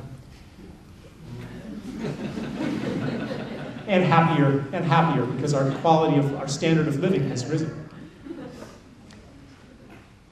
By the same token, if you take somebody, say a subsistence peasant or an indigenous hunter-gatherer who sources everything he needs from the land, and then maybe you come and take away the land and put them to work in a plantation or a factory, and now they have to purchase their food that they once got for free, and they're producing things that can be sold by other people, then you would say, an economist would say that person's standard of living has risen. They're better off because they're living in a money economy.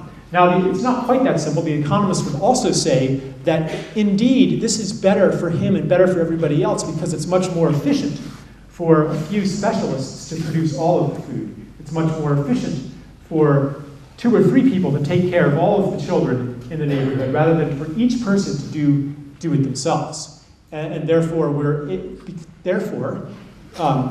becoming more and more productive and able to enjoy more and more leisure, right? Well, that's funny. Leisure peaked in like 1973, according to demographers who measure this kind of thing. Why? Why, after 200 years of labor-saving technology, why do we work just as hard as ever? Why do we work harder than hunter-gatherers, who spent about 20 hours a week on subsistence and spent the rest of the time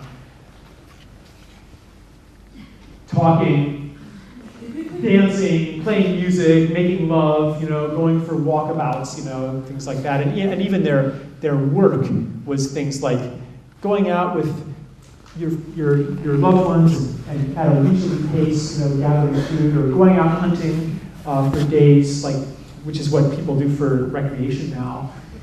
That was what labor was, So after, now we have all of this technology, why do we still work just as hard? Niels kind of gave the answer.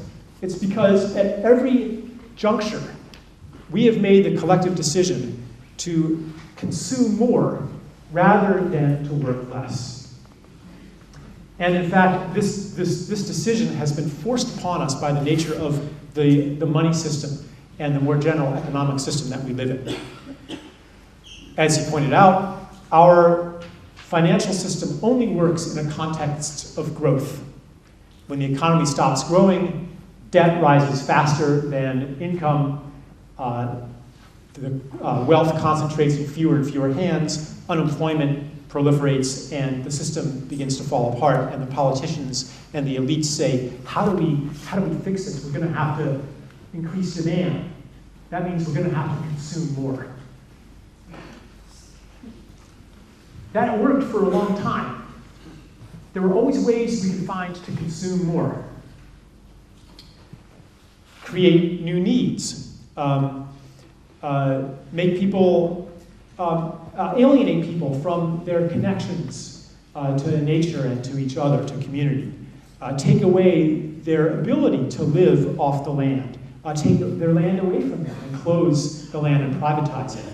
Find other cultures that still are not part of a market and convert their societies into market societies too. There's been lots of ways that we've enabled this growth machine to continue, or extending our reach with technology, finding natural resources that were, even the term natural resources is really problematic, but extending our ability to convert nature into product and human relationship into services. That's what economic growth is. And that's another way to state what the problem with green growth is. If at bottom growth is the conversion of nature into products and the conversion of community into paid services, then how can it be very green? How can it be anything other than growth with green paint on it? Well, there are economists who think that there is a way out. Before I go there, I just want to say, it's not just the ecological limits of growth that we're facing. It's also the social limits of growth. Because some people might say, well, okay, maybe we can't grow so much more in material terms. Maybe there's not a lot of nature left to convert into products, but we can still grow the realm of services. But what is a service? A service is something that we once did for ourselves and each other for free, that we now pay for. Even if it seems like something new, like telecommunications, the basic function of communication is not something that we ever paid for until quite recently. And now technology has given us ways to make that into something that we do pay for. And you can look at that most of the main growth areas of the economy in the last couple generations, and most of it has been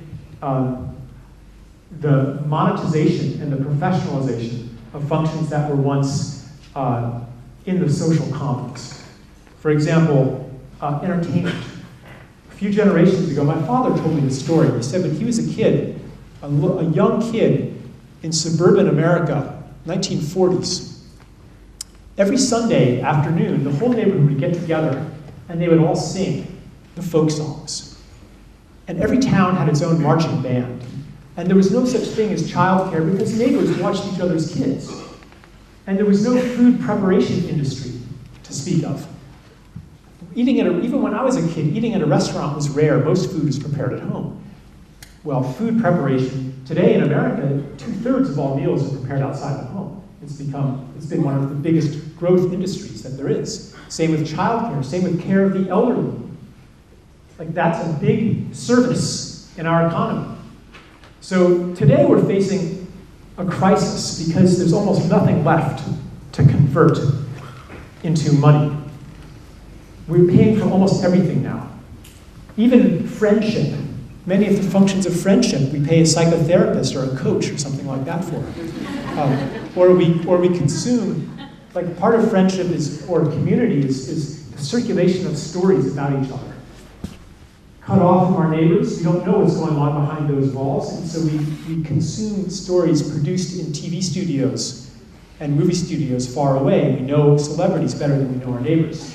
So this is another example of the limits to growth, the exhaustion of social capital, which mirrors the exhaustion of natural capital.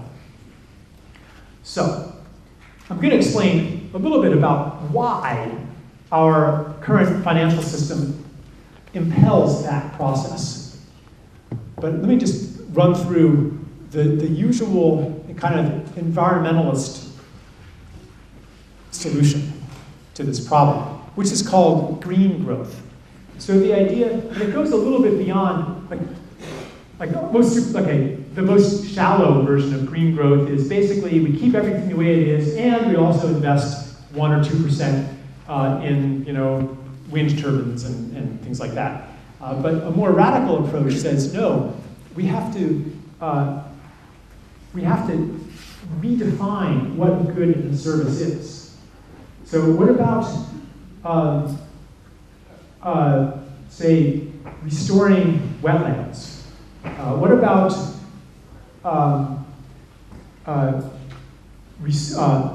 reducing CO2 emissions? Like, why can't we make those into services that you can earn money by performing? So some ways to do that would be through like carbon taxes, for example, or through a political decision to devote money toward ecosystem restoration and things like that. And the idea is that we can continue the growth machine by simply redefining what growth is.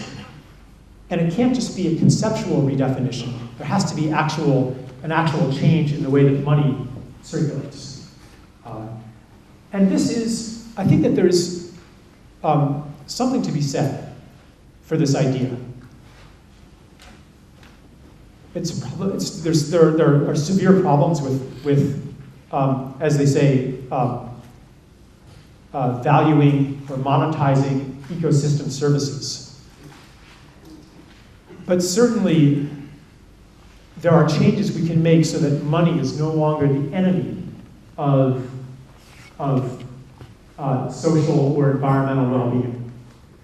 So for example, and you guys probably are pretty familiar with this audience is probably pretty familiar with the idea of, say, really high taxes on pollution, so that if you develop a process that cuts pollution or a zero waste process, that becomes valuable. Are you guys familiar with things like that? Those are the beginning of a transition. But there's still a problem.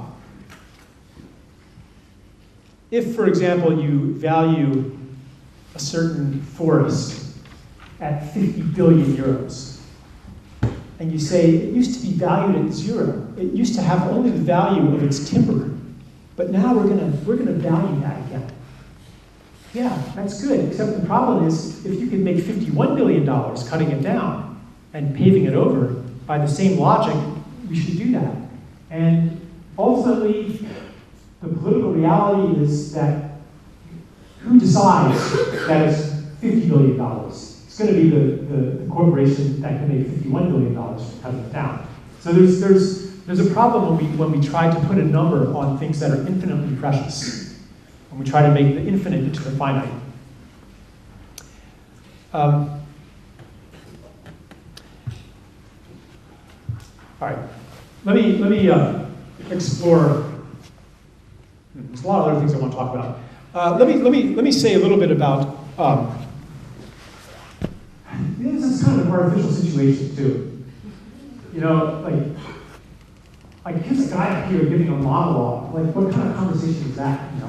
So I'm trying to like gauge from people's expressions, like how many people are really into the economics of it. How many people are interested in the bigger stories that contain economics? I think I'll try to do both. My official topic is beyond green economy, something like that, right? And I'm gonna take beyond to mean beyond economy, because I think that we all understand that our money system and our economic system doesn't exist in isolation from the other institutions of our culture. And it doesn't exist in isolation from our own psychology. So I'll get there. Go for it. I will, yeah. But I think I can do both because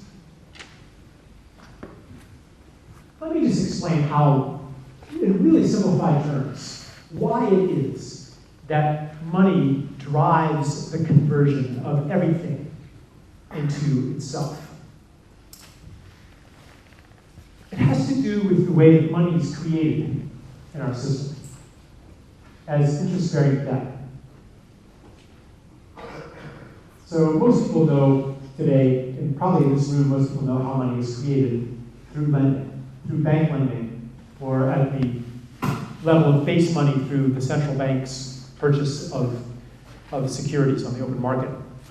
I'm just going to restrict myself to the bank level, the commercial banking level. So the way money is created, well, actually, let me do it. Okay, I'll be the bank, and here's the whole world in this room, and I'm going to create by lending €1 million for every person in the room. Yay. All right, cool. Now you are a millionaire. The only problem is that you have to pay me back. And you have to pay me back not just €1 million, you have to pay me back 2 million, say after 10 years, because it's at 7% interest. Okay? But that's okay, because you're smart and you're a hard worker. You're gonna build a widget factory. You're gonna build a chocolate factory. You're gonna open a child care center. You're gonna earn that €2 million from somebody else. You're going to earn 3 million. You're going to become rich. You're going to pay me back, right? No problem. What's the problem with the system? The problem is that I've only put out €1 million each, and you owe me 2 million each. Where is that extra money going to come from? Everybody's going to be in competition with everybody else for not enough money. So the system, even if you are a good person, you are a sattvic person, and you want to be kind,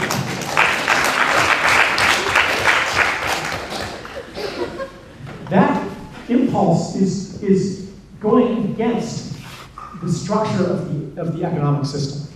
And you may have in your lives experienced this tug of war between what you want to give, who you want to be, and what the economic system tells you have to be, and asks you how, but that's all very nice that you want to do this. How are you going to make a living? You better find something to sell. You better make a widget factory. You better at least work for somebody who has a widget factory or an oil rig or something like that. You're forced to participate in this system that converts beauty into money. Otherwise, you go bankrupt. And there are consequences for that. And there's constant debt pressure. You have to find something to convert into money. And that's what And the more political power I have, the more I can make your life miserable if you don't do everything in your power to pay me back my 2 million euro. If you're a country like Greece or Portugal, I can impose austerity on you. I can say, yeah, you know, sell away your water rights, sell away your public services, dismantle your pension funds, sell away your future, commit your earnings in perpetuity to the payment to debt service. And the final robbery is to strip away your youth, which is what's happening in these countries as the youth are facing hopeless unemployment and trying to emigrate. Okay, you get the picture here. So there's this pressure to find some object of social or natural capital, something to sell, to keep pace with the debt obligation. Now, there's another wrinkle here. In the real world, after 10 years, everybody, or almost everybody, actually can pay me the 2 million euro back. Why? Because in the intervening time, I've continued to lend new money into existence. So I've lent there's maybe, 400 people here, so I've lent, another 400 million euro into existence over those 10 years. So everybody some people, are hardworking and they have more, and some are less fortunate and have less. Yeah, less fortunate. Maybe you had something in your life and you couldn't. Well, anyway.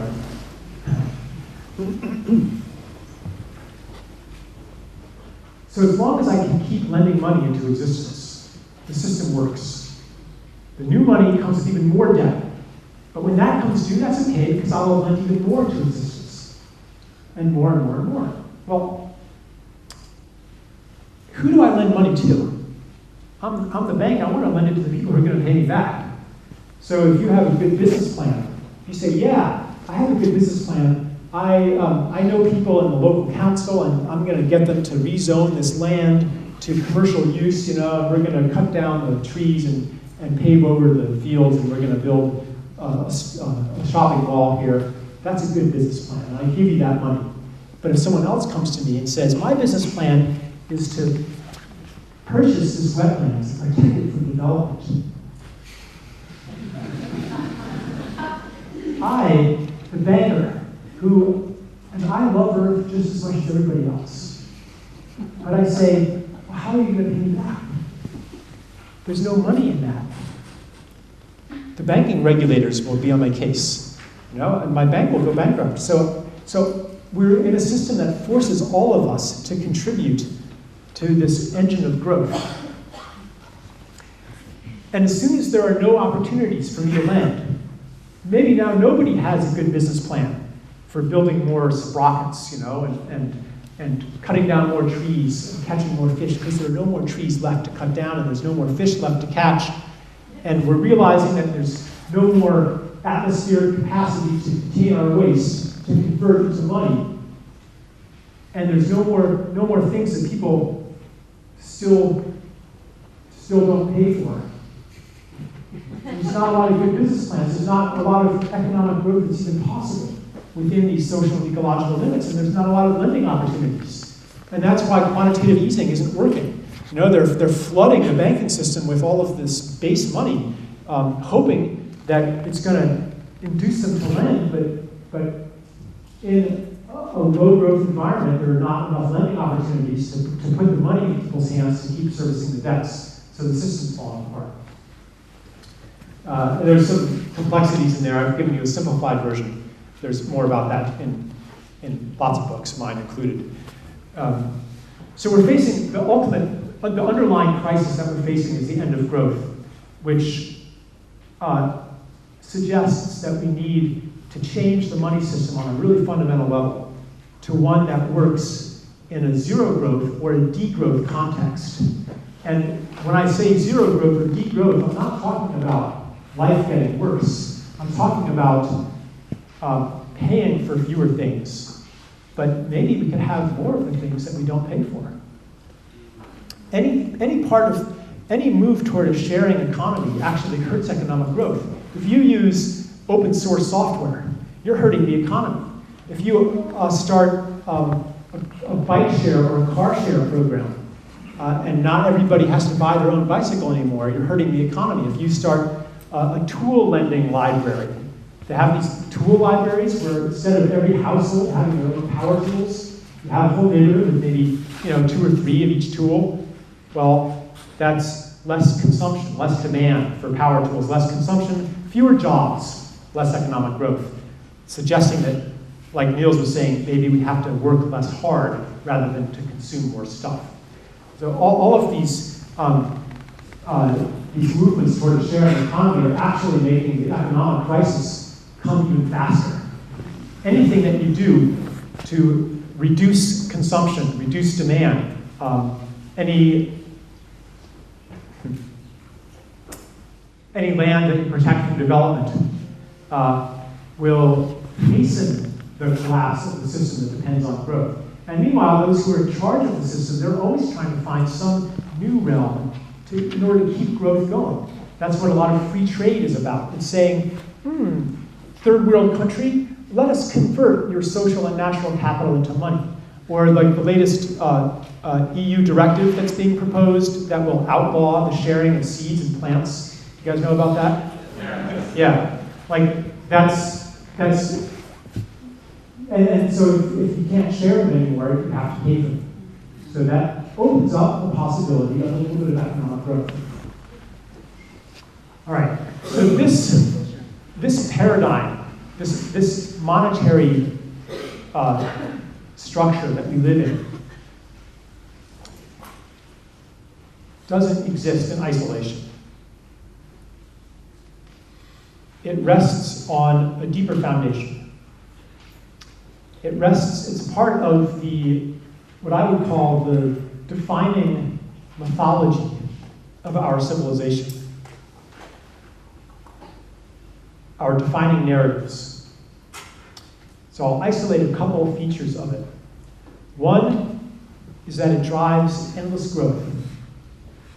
2 is that it separates us from each other. When we live in a world where we pay for everything, then we look around at each other, look around at our neighbors, and whether we say it out loud or not, we know that we don't need each other. I don't need you to take care of my kids. I don't need you to help with anything. I don't need you to help me have music in my life. I don't need you for anything because I can pay for all of these things. So we have no community. So we live in a money system that makes us separate from each other, that puts us into competition with each other, and that drives endless growth. All of these things, separation, competition, and endless growth, are part of our story of the people, part of our mythology, in other ways too. So every culture has a different set of answers to life's basic questions. Like really basic questions, like who are you? What is a human being? What is a self? What's important in life? How does change happen in the world? How do things happen? What's valuable? What is humanity? Where do we come from? Where are we going? Every culture answers that in a different way. And our answer, increasingly, for the last several hundred or even several thousand years, has been something like this. What you are is a separate individual among other separate individuals in a world that's separate from you. On the collective level, it's that humanity is something separate from nature.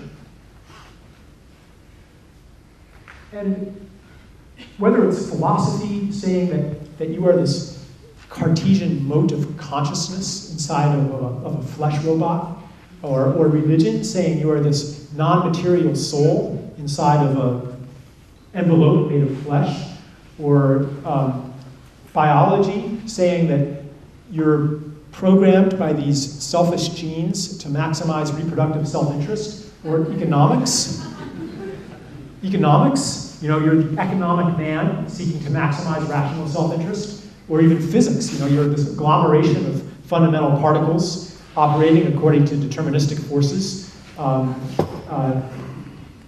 in a universe that's outside of that agglomeration of particles. Like, they all kind of agree on what a self is. But other cultures didn't agree with that. They might have said, what you are is the totality of all your relationships. You are not separate from any other being. You are not separate from the world. All my relations, they would call the world, other beings, or brothers, saying that they're not really other, they're part of you, they're part of your family of self. And therefore, that anything you do to an other, you are actually doing to yourself. This is an understanding that we've lost. And I'm generalizing here. I'm kind of making the narrative a bit more simple than it actually is. I mean, there's always been a counter-reaction to it, weaving through history. We could talk about the Romantic movement and things like that, but we've lived in this narrative. So applying it to nature, it says, yeah, nature is this other out there that, and what we do to nature, well, that's just a bunch of stuff out there. We're not really doing it to ourselves. And any consequences that we create, not a problem. We can engineer a solution to it. So we have the mentality of a technological fix that, again, Niels was talking about. He's critiquing that, like that we might have some, we might seed the ocean with iron oxide or the atmosphere with something to stop global warming, because the ideology says fundamentally we can escape the consequences of our actions. Fundamentally, we are separate from the universe. So the teaching of, which contradicts the teaching of karma, for example, that says, no, what you do to this other, you're actually doing to yourself, because it's not really an other.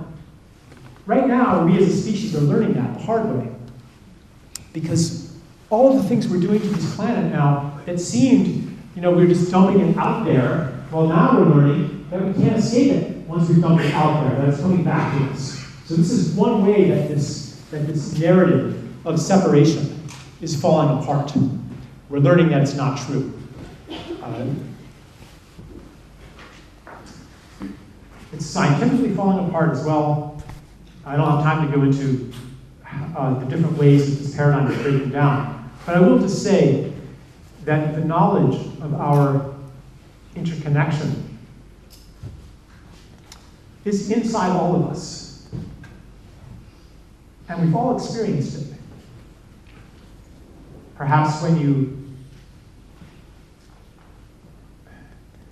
look at the photographs of the seabirds covered in oil, staggering on the shore, and it hurts, Why does that hurt? Maybe it hurts because it's happening to ourselves, too. It's not that you're making some rational calculation that this is going to affect your future financial interests, right? It actually hurts. So let me just say then that in the breakdown of the old story, a new story is presenting itself. A new and ancient story. A story in which we're not separate from nature, we're not separate from each other. All of us are stepping into that in different ways. I talk a lot about the paradigm of the gift. Well, the gift is kind of the glue that holds together a larger self that's not separate, the self of interbeing. To use Thich Nhat Hanh's phrase, interbeing, that you are part of me and I am part of you, and everything is part of me, and that whatever I do to the other, I'm doing to myself, and that every person in my life, every situation in my life mirrors something in me, and therefore, personal spiritual work is inseparable from work in the world.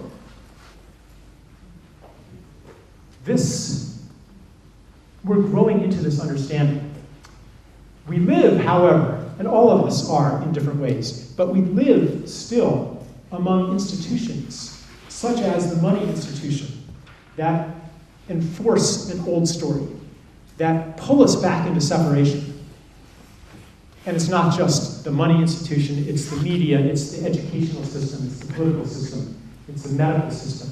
All of these things are in some way based on conquering nature, overcoming nature, on separation in some way.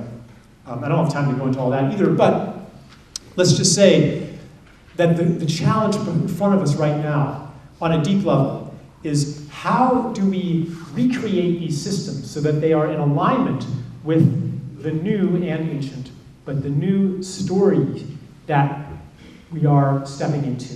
The story of the interconnected self, no longer overcoming and conquering nature, but in partnership with nature, in love with nature. How do we reflect that in our institutions? That's what my book is about. And it sounds really esoteric, but what I've come to, what I came to understand is that such a system has been talked about for a long, long time. So I've gotten a lot from Henry George, Sylvia Gassel, John Maynard Keynes, and other, Frederick Soddy, other people, kind of, some of them in economics, some of them on the fringes of economics. And I guess I mentioned a few of in our little conversation earlier, I mentioned a few of the pieces of it. But I'll list a few of them, and then I'll speak a little bit more on one or two of them. How much time do I have anyway? I'll just... 25 minutes. Okay, good. And I want to have some time for questions too. So I write about things like I mentioned universal basic income, economic localization, gift economies, local currencies, internalization of external costs, recovering the commons, reclaiming the social and cultural commons, maybe even the land commons, shifting taxation onto economic rent and away from income and transactions, and topics like that. And another one that was mentioned earlier was negative interest. So I'll say a little bit more about that, I guess. Or is it useful? Really what I think is that we're going to be entering an era of a lot of experimentation. As today the elites are kind of trapped. The only response they know is to somehow keep the system going a little longer, to somehow try to squeeze a little bit more growth out of the system, to keep it going a little longer. But there are lots and lots of alternatives out there. And I think that any way that we communicate the idea that it doesn't have to be the way that it is, that the way that money works right now isn't written into the laws of physics. Any kind of experiment, even this art money kind of stuff, it's communicating that money is a social creation. Money at bottom is nothing but an agreement. It's an interpretation of symbols. And absent, like we talk about trillions of dollars of debt, but really what is this debt on a physical level? It's zeros and ones, computers. It can be wiped out like that, gone.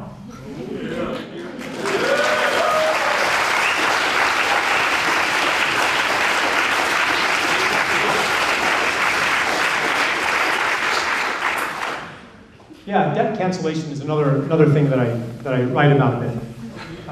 So let me just talk a little bit about one of the ideas, negative interest. So today, I'm the bank, and I've got all of this money or this capacity.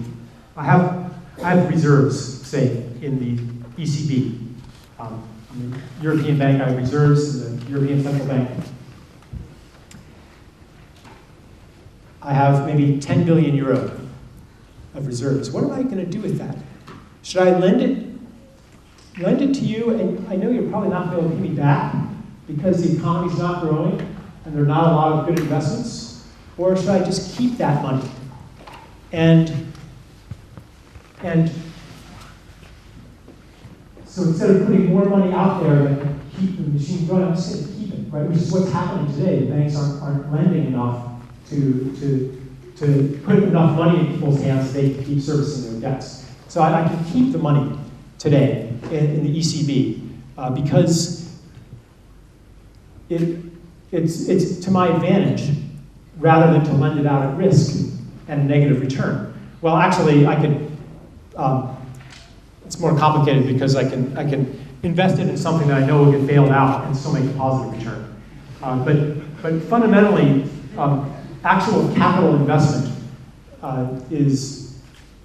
there's not a lot of it to be made. So the situation is very different if the money that I have, this isn't reaching a lot of people. All right, suppose I have a gigantic pile of bananas.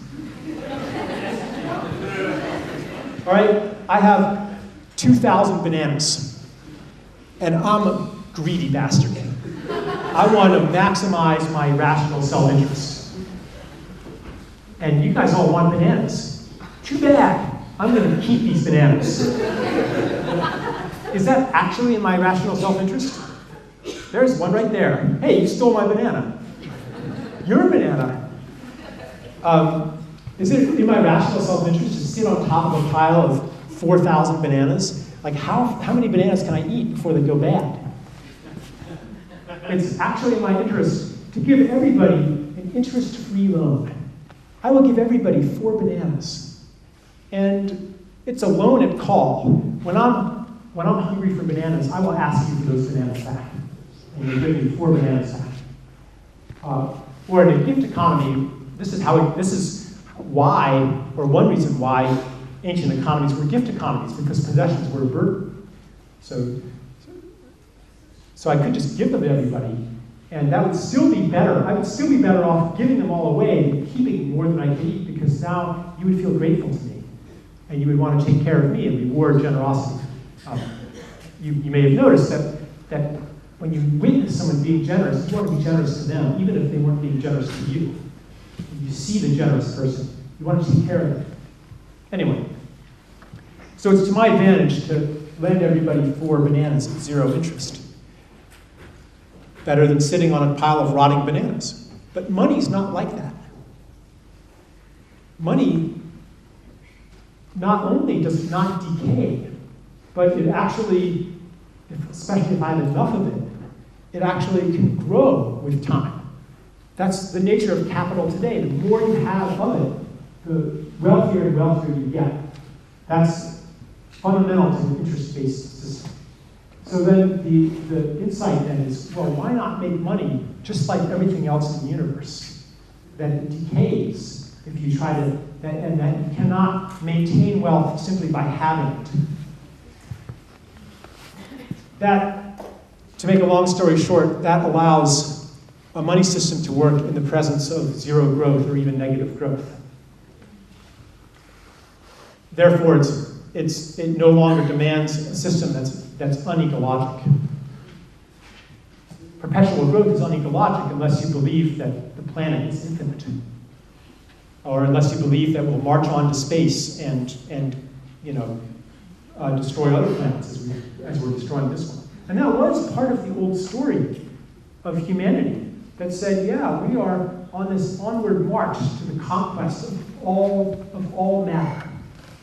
Starting with fire, and then moving on to the plow and the wheel, and we transcended one natural limit after another, and then we harnessed fossil fuels, and then we harnessed the atom, and we developed robotics and nanotechnology and electricity, and someday we're going to be the lords and masters of nature.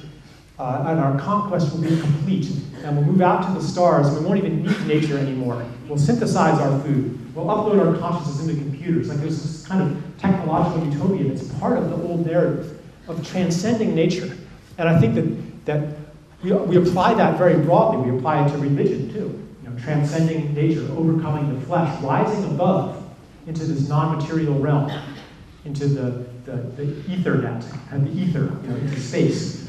And I think that kind of, whether it's that vision of technology, that vision of human progress, or that vision of spirituality. I think that that is no longer so compelling, and we're wanting to return to nature. No longer do all the young people want to get away from the land into why are the prestigious professions the ones that have the least to do with materiality? You know, why is a theoretical physicist more prestigious than an engineer, and an engineer more prestigious than a plumber? You know, and a plumber more prestigious than the lowest of the low, the farmer. Like that's again reflecting this urge to transcend, and that's ending now. And I meet young people all over the place who they want to go back to the land. You know, we want to return to materiality and heal this divide between matter and spirit, and maybe you could say lower our vibrations and re-engage with this material world and make it sacred again. That's ultimately where my economic visions are coming from. This resacralization of world, relationship, flesh, matter, money. I kind of just got lost on that tangent there. Didn't I? Do you want to more for questions now? Yeah, maybe. Let me just think. If there's one more thing I want to say about decaying money. Negative interest. Negative interest. Explaining about what it meant. Yeah. So one way to implement it would be as a liquidity tax on bank reserves, so that which pulls the interest rate floor down on everything, and would mean that consumer lending would be at around 0%. The details are best left for text, actually, or for a careful PowerPoint presentation, which isn't really my style. So I've touched on a lot of different things. Maybe I will just put it out for some questions, and we'll see where it goes. Yeah.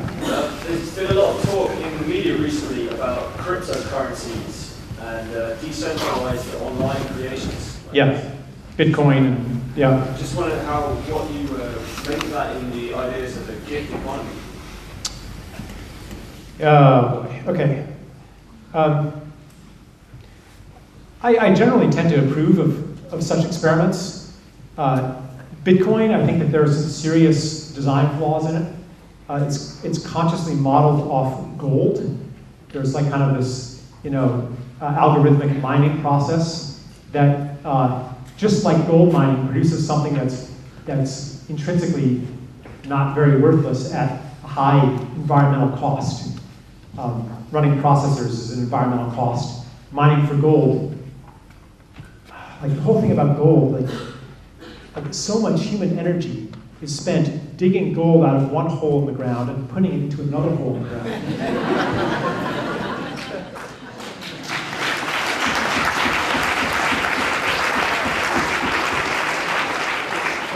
The second hole in the ground is called a vault. And I've read that something like 2/3 of all gold ever mined in the history of the earth is sitting in vaults. In other words, it's not being used. But there's this idea, I'm trying to get back to your question, but there's this idea that some people looking at the current money system long for a return to a gold standard where money is real again. But I think that kind of,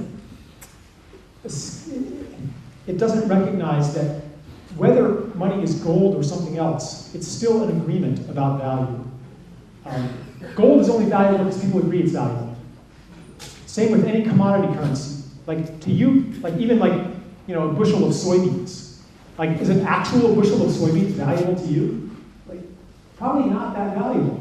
It's only valuable if it's part of a social system. So I think that we have to understand that money is an agreement, and that the world that we live in is essentially built on stories.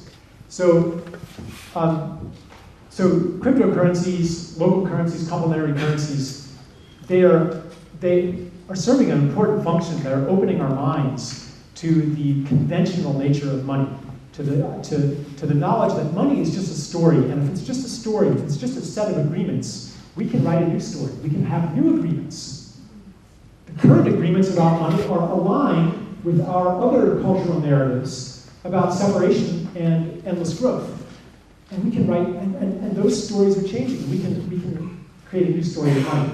So I don't see cryptocurrencies really as having too much to do with a gift economy, except that it's taking the money creation function away from private interests and making it, returning money creation to the commons where it belongs. Until the last few hundred years, money creation was a government function, a political function. And that's probably where it belongs. So yeah, for that reason as well, I support it, but that's very different from other things happening online, open source software and things like that that are truly gift economy. Yeah. Another one. Yeah, I want to get some female voices here too. I've noticed that all the speakers are male today. How do you see stockholders? Stockholders. Stockholders in companies. How do you see that in the future and better economic system? Yeah, so she asked, how do I see stockholders, like holders of corporate stock and stuff? Well, that leads to broader questions. I mean, on one level, Islamic finance has, I think, a lot to offer. And in Islamic finance, instead of making interest-bearing investments, you have to put your investment at risk, which is a joint stock corporation is one example of that. Ultimately, where we're going is to redefine what investment means. The word means to clothe. So you have naked money, and you're clothing it in something. As we move toward the perceptions of the gift, we begin to see our money as one of the gifts that we've received that we can give in turn. We can give money, we can give it directly as a gift, or we can give the gift of the use of money, which would be a zero interest loan or a capital investment. So one way to interpret your question is, maybe what do you do if you have money? How do you use it in a beautiful way? And one way could be if there's a company that is doing things that inspire you. You could invest in that. I don't know. I don't really have. Actually, I don't have a lot to say about that. Sorry. Yeah.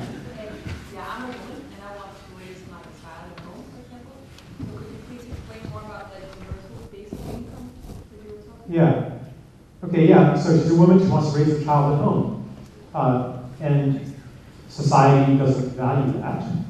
So she asked about universal basic income, which is basically, a universal basic income is an amount that goes to every citizen, enough to cover basic living expenses, which means that you no longer have to work.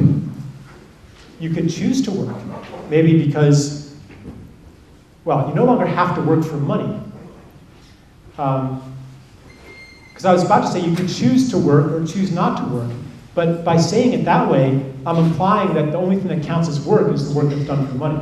So I could say you can choose work that is paid work, or you can choose to do work that's not paid work, like taking care of children, or taking care of the homeless, or taking care of replanting forests, or doing all these other things. But you're no longer compelled to participate in the creation of goods and services that are exchanged for money. Now, a conventional economist will have a conniption fit at this idea, because he would say, then there will be no incentive. He would say the system wouldn't work because people would have no incentive to work. Underlying that criticism, though, is a certain view of human nature that says, well, it's in page 1 of an economics textbook. It says that human beings are fundamentally motivated to maximize self-interest. So if you're not pressed by survival pressure and security pressure to work, you'd rather sit around in front of the television eating chocolate bonbons all day. But I find that human nature is not like that.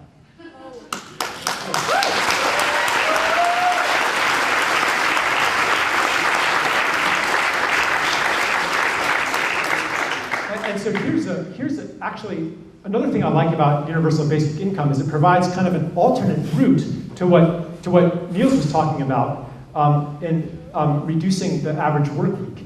Like one way to do it would be to legislate it. Another way to do it would be to remove the necessity to work. It's true that if there were a universal basic income, a lot fewer people would be out there trying to find jobs that they ultimately hate. Then there would, and so there would be less of a necessity for people to work, because today a lot of people only work because that's how you get money. So there'd be less of a necessity to work. Therefore, there would be a new necessity to create jobs. If you wanted people to work for you, you'd have to make the jobs that people would like to do. So there would be a design incentive to reduce tedium and degradation in the workplace and to make work meaningful. Well, what kind of work is meaningful? Is it meaningful to work, increasing market share of one brand of toothpaste over another? Or do people only do that because they're paid to? So a universal basic income doesn't stand alone. It would be part of a massive transformation in our attitude toward work, in the structure of the economy. We would have to engineer, we'd probably have to engineer a lot of degrading jobs out of existence, data input, assembly line work. It's the beginning of a huge change, and that change is happening anyway as people are consciously rejecting traditional notions of work. But ultimately it comes down to a different view of human nature that says, in the old story, the purpose of life was basically to survive, to maximize self-interest. That makes sense for the separate self in a universe of other, because that other out there is indifferent or hostile to your interests. But in the story of interbeing, the purpose of life is to contribute to this larger being.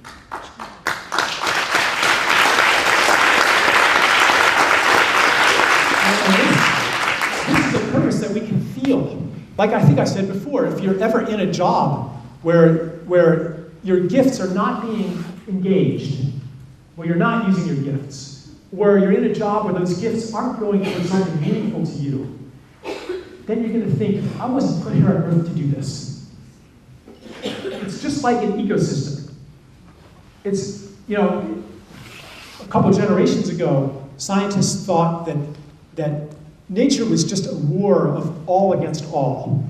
And everything's in competition with everything else, and therefore, if you remove a certain species, then the other species will be better off, because that'll be one less competitor. But now we're understanding you remove any species and everybody is worse off, and the totality is weaker, because every species is not just in a headlong competition to take, but every species is giving something to the whole that is necessary for the well-being of all. And human beings are no exception to that. All of us have a gift that's necessary for the well-being and the development of this collective body of humanity and Gaia. And we're driven to do that. When we become aware of what our gifts are and what they want to go to, the economic system doesn't welcome us into those gifts and say, yes, you will be able you will be appreciated by society, and this money, this token of gratitude will flow to you because you're now acting with gifts. No, it's the opposite. No, it's don't devote your gifts toward this beautiful thing. Devote it toward market share for a crest or something like that. Yeah, thank you. I don't want to neglect the man entirely. You were like totally raising your hand for a long time. So yes. I was thinking, why do you think money is part of the solution? Why not just get rid of it completely? Yeah. Good. Yeah, thanks for that. Right. So I'm talking about two things here. Yeah, why even have money at all? Why not have a moneyless society? So there's two things I'm talking about in my book. One is the reclaiming of some parts of life from the money realm. A lot of things that we pay for today, we shouldn't be paying for. Maybe vegetables, mostly should be grown locally and shared among neighbors, for example. Entertainment, we should be singing our own songs more. Building of, yeah, thank you. The building of houses maybe should be a community function where, you know, where a couple gets married or something and everybody gets together and builds a house, you know. A lot of things should be more local. But we also live, there are also many things that, whether they're good or bad, they require a global coordination of labor to produce. Cell phones, for example. And I'm not a primitivist who's saying, you know, that we should go, that we should eliminate 99% of the human population and return to a hunter-gatherer lifestyle. Like, I think that there are beautiful things that have come out through the coordination of the labor and creativity of millions of people from across a country or across the world. So there has to be some way to coordinate human creativity across vast social distances and a fine division of labor. So, okay, so I see money in that context. I see money as very much like a signaling molecule in the human body, where a certain tissue needs a certain resource, so it puts out a call for that. And money is very much like a signal that says, this resource is needed here. So for example, and so it signals where your gifts are ultimately, like ideally, okay, we're very far from this right now, but ideally what money should be is a signal, a message that your gifts are needed here. So maybe like I'm a really brainy guy, you know, and I'm sitting and I could, how am I going to spend my day? Am I going to design circuits or am I going to do Sudoku puzzles? Well, one of those, there's a social signal that this is valuable to others. And the other activity, there's no such signal. So that's kind of an idealized example, but it's basically, it's a symbolic language that's used to coordinate human activity. Now, I think that ultimately, after centuries of development, money will become something so different from what it is today that we would today no longer recognize it as money. But the nature of religions, they don't need money at all. The Indians, they don't need money. Right, in a small scale society, you don't need money because anybody who contributes something to society, that contribution is witnessed socially. If we're in a tribe of maybe 500 people or less, and I'm being generous, everybody knows that, and everybody wants to take care of me too. But when society reaches a larger scale, and maybe the gifts of one person aren't relevant so much in that small community, and gifts and needs have to be connected across vast social distances, then there has to be some way to do that. So it's a matter of scale also. Yeah. Yeah, I'm sorry. Now we did very interesting subjects. I think we will have to go back to some of it on the panel discussion. I hope that's okay. Otherwise, we won't keep our schedules. People have been leaving notes for me with questions for Charles, and I'm sorry if I gave the wrong impression, but you are actually encouraged to ask questions just like we do now in the panel discussion. You don't have to write it down. So let's take a brief break now, and we will meet again, and you will be able to address all the speakers in a short panel discussion. We will end though at 4:30.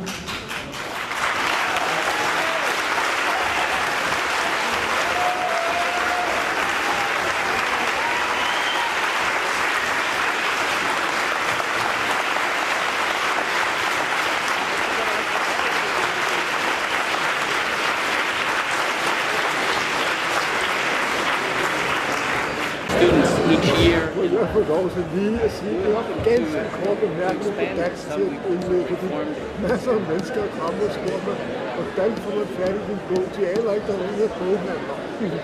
Må jeg lige få lov til at sige til folk, hvad er nogen af boghandler til at starte med? It's good in the sense that it's a lot of integrated programs. It's like our program, economics, philosophy, sociology, economics. How about I think we shouldn't start with questions, right? Should we start with Can I use the few minutes before people come because I'm too shy to asking the big... For me, I think it's fine to start with questions. I have a small savings in the bank, in a good bank that gives to good projects and environmental projects. And when we're talking about all this, I just really feel all the fears coming up because I've been working hard my whole life and saving up, not going to cafes, never buying new clothes, really doing my best to make it possible for me one day to have a small piece of land and grow my own stuff. And the idea of money, that you can't keep them in the bank or you can't save them for when you need the new vegetable, when you need to buy the... Well, you could still save it. You just wouldn't get interest on it. Yeah, okay.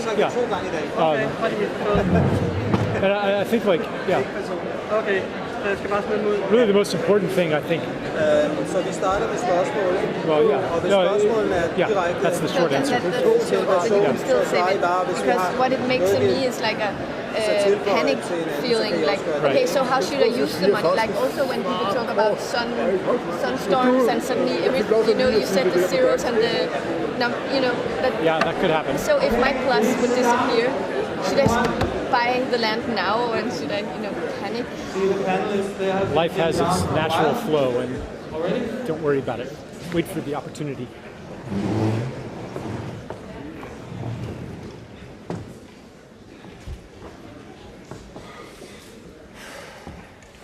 Maybe we should start with a little exercise. Please stand up. Just to get the blood circulating. It's called very spiritual exercise. We will shake the hand 4 times and cry out loud. 1, 2, 3, 4. 1, 2, 3, 4 with the left hand. 1, 2, 3, 4 with the right foot, left foot, and then finally 4 times with the body. We will repeat that 3 times, 2 times, and 1, and we will be faster and faster. And you follow me, okay? Right hand. That's that one. 1, 2, 3, 4. 1, 2, 3, 4. 1, 2, 3, 4. 1, 2, 3, 4. 1, 2, 3, 4. 1, 2, 3, 1, 2, 3, 1, 2, 3, 1, 2, 3, 1, 2, 3, 1, 2, 1, 2, 1, 2, 1, 2, 1, 1, 1, 1, 1.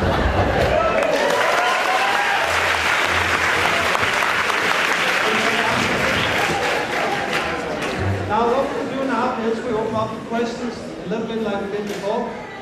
But please, we have only limited amount of time, so if you could address your question to one of the panelists individually, and then if another person up here has something to add, they will add that briefly.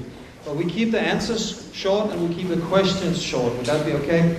So more people can get to ask questions. So who wants to open? Yes? I have a question about competition to Charles.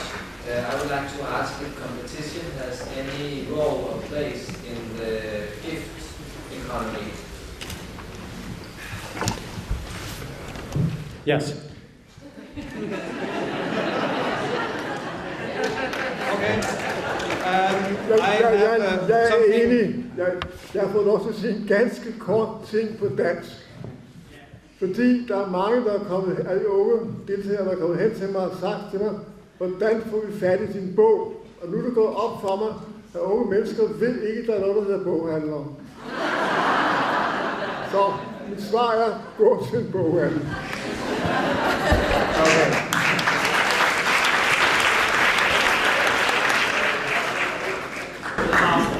Addressing one problem I've experienced today is that pretty much we all clap like crazy when we like something. We're a closed circle at the time. And the question to perhaps all of you is, how can we get these good stories out to larger and larger circles? I think back to the times when Dhanesvara and Niels grew up, when there was a Whole Earth catalog, published by Stuart Brown, who's on TEDCon, he's still working away. Then there was a magazine called Ramparts, which started originally with the Vietnam War, incredibly reliable. The New York Times started using it, it got bigger. And my favorite, Mad Magazine, which in its own way was able to reach the mind of a 7th grader with large issues. How can we take all these wonderful ideas and suggestions and reach circles that go beyond, that are larger, spreading rings of water, so to say? Yeah, I'll just repeat briefly, how can we bring all this out to a larger audience. How can we reinvent a Mad magazine? Is that for all the panelists? Yeah, perhaps you each have your own ideas, because I know with Charles's work, it's probably reaching not a limited, but a certain kind of segment. Dhanesvara his, Ole his, and Niels his. How do we get that larger? How do we get the indigenous tribes involved, people? Okay, we'll have an answer from each. A brief answer. Altså, der er noget, jeg ikke har forstand på, men jeg ved, der er noget, der hedder Facebook og Twitter. Well, you have to do it in English, Niels, so, sorry. I have no knowledge about it really, but I've heard about something called Facebook and Twitter and all these kind of things. Can they not be used? Okay, Charles, do you have anything to add?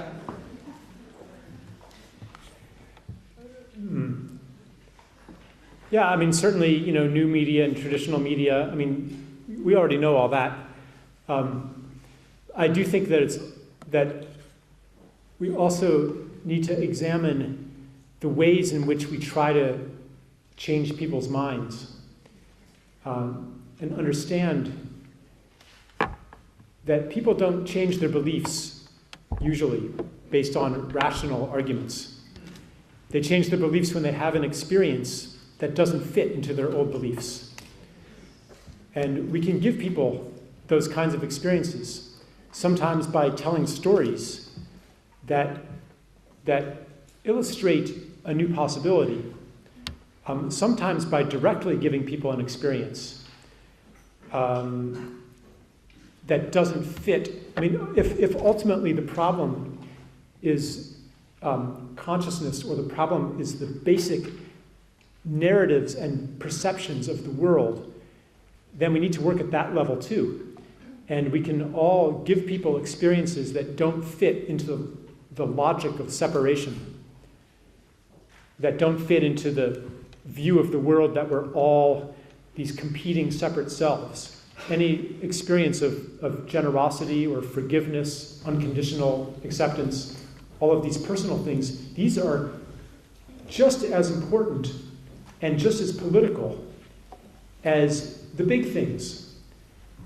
The signing of the petition. Here's something that we can do. There's a petition circulating to call upon the EU to implement a universal basic income. And so I think work on all levels is necessary. And it's just outside the door. And it's just outside the door. Yeah. Dhanesvara, you have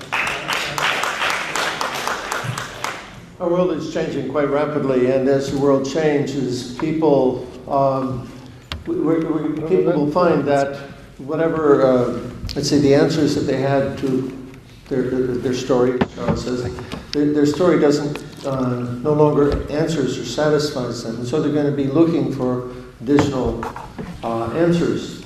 But a lot of it depends upon also what we do to create a different story, rather create a different way of solving problems. This becomes news. When people are doing something different, other people, they naturally want to hear about it, even if it's just an item of interest. And then they may store that away, and then later on, when their life changes, they may remember that and say, yeah, there's an idea. Yes, I think the question you posed is a good one. I don't think there's one conclusive answer to that. I think there's a multitude of answers.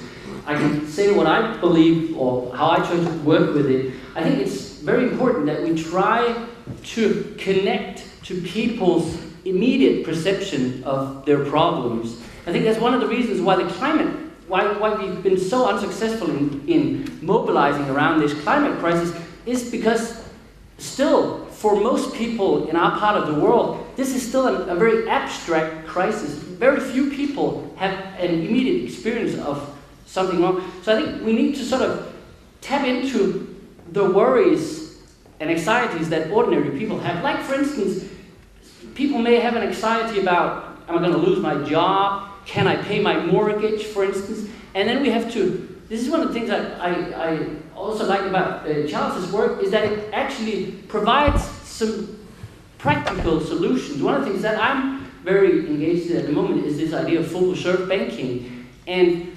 what I'm trying to do is to say, well, you worry about this, you worry about your rising debts, you worry about jobs, you worry about this. Look, here's a practical solution to that, so that you connect to. I don't think we should just discredit sort of ordinary people's immediate perception of the world and say, oh, you're living in this is all wrong, now we have this completely new paradigm. We need to connect these things. And I think that also goes insofar as we communicate with politicians. We also say, okay, so you worry about jobs, but have you thought about this? Have you thought about basic income or something like that? Yes? Yes? As you said that competition had a role in your view of society, right? And so it... Is this for Charles or...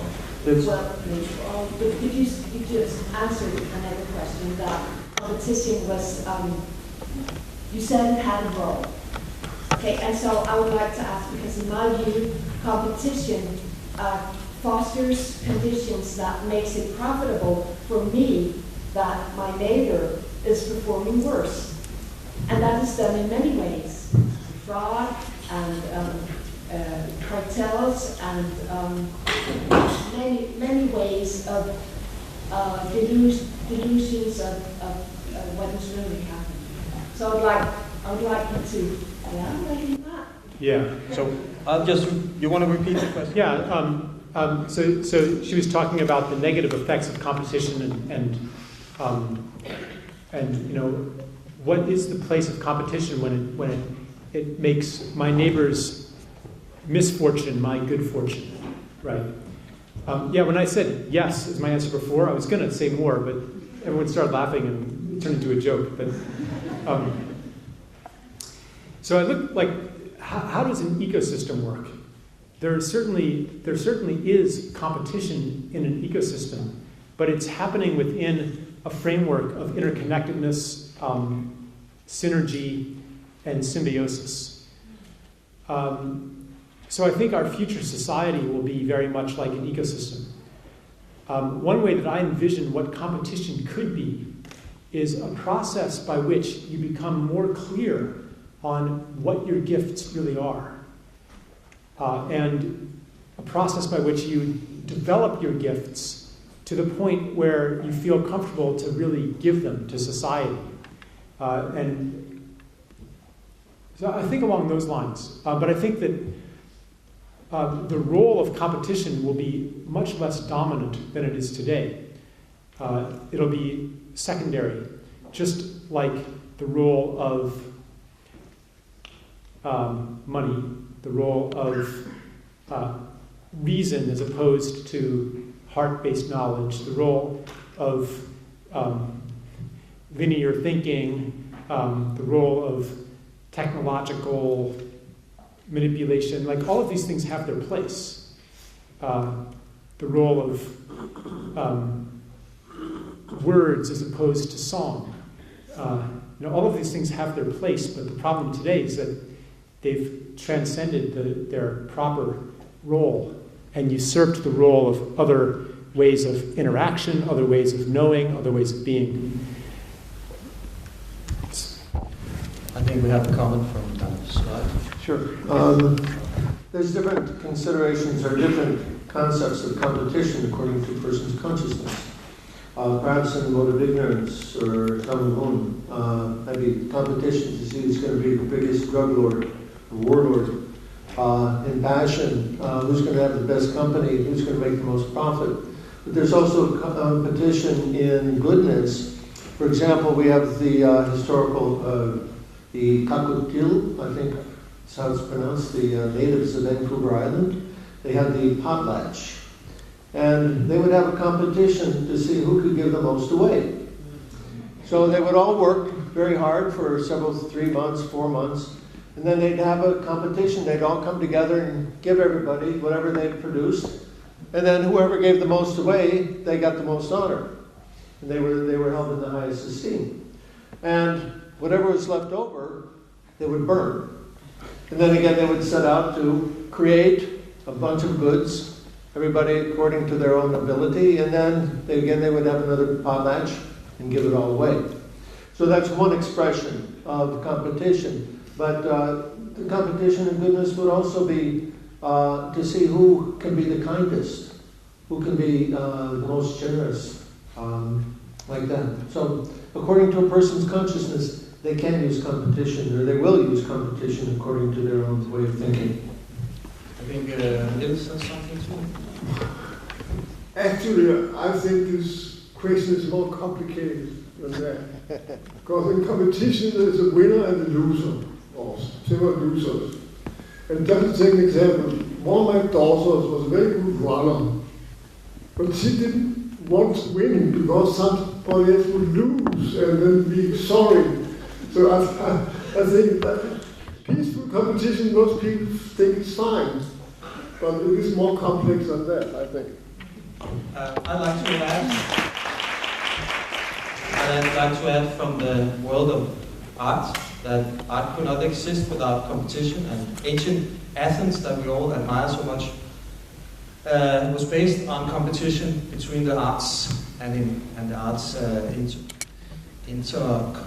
competing. That was what made the high level of art. So in art you actually admire the winner and you mirror yourself in the winner, and you need the winner as an idol and as a master. So I think if you look at the world of art, that's a great way to use a competition, because there's no losers.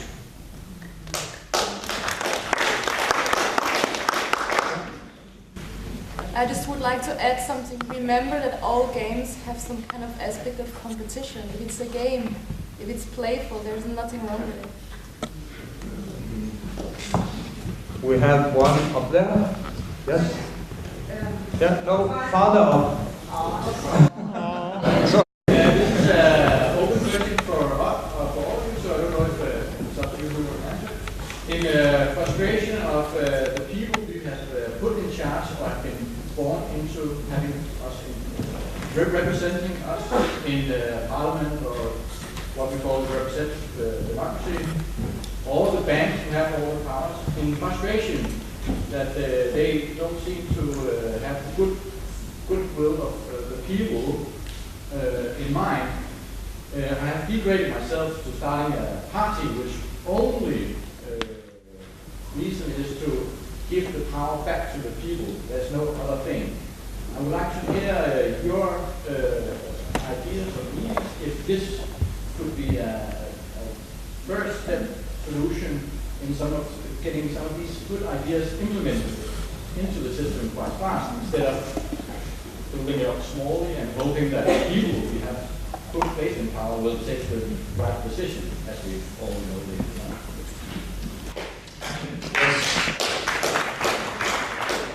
That is a question I think we all want an answer for, but maybe we could make the rule that we try to address the question to each, or to an individual one of the panelists, because otherwise it will take a long time and we'll only have few questions answered.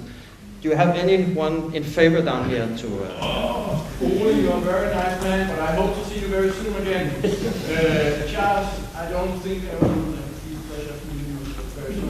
So, please bring the others. Yeah, I think that any real change is going to come as an expression of people power. And when that context of popular pressure emerges, then the elites might have the courage to do the things that they do not have the courage to do right now. One example, or one possibility that I think might really be what changes things, especially in the United States, but maybe here too, is a debt strike. Resistance against paying the debts. It's already kind of happening in Greece.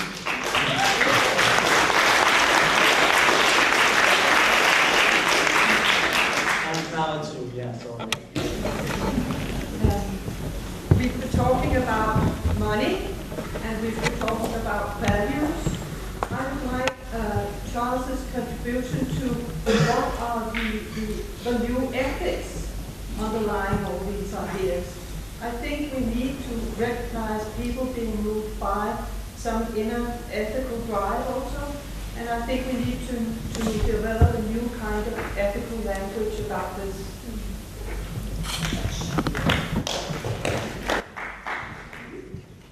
This is a more complicated topic than I can deal with briefly. Repeat the question. Yeah, she asked about ethics and the importance of a new ethical system that is aligned with what we've been talking about. I consider myself not to be an ethical person, in the sense that I don't make decisions based on some set of principles. To me, making decisions, the whole idea that the right way to make a decision is to kind of work it out mentally and then hold yourself to some standard. It doesn't really work for me, and I've been instead trying to choose based on my authentic desire. What do I really want, and what really feels good to me? In the old story, that's very dangerous, because what feels good to you, that's bad. You know, you're this utility maximizing animal. But I find that when I really am honest with myself about what feels good, it happens to coincide with the very things that we want to uphold ethically. For example, to use money in the spirit of a gift, use time in the spirit of a gift, and so on. Yeah. Anyone would like to short add on? No? This one here. Yes, I have a quick question on the topic of money. I think the solutions you're talking about are a little theoretical. What about doing something now and start a new society without money, ecological societies, and start it right here now to do something? Perhaps Niels, could you answer that?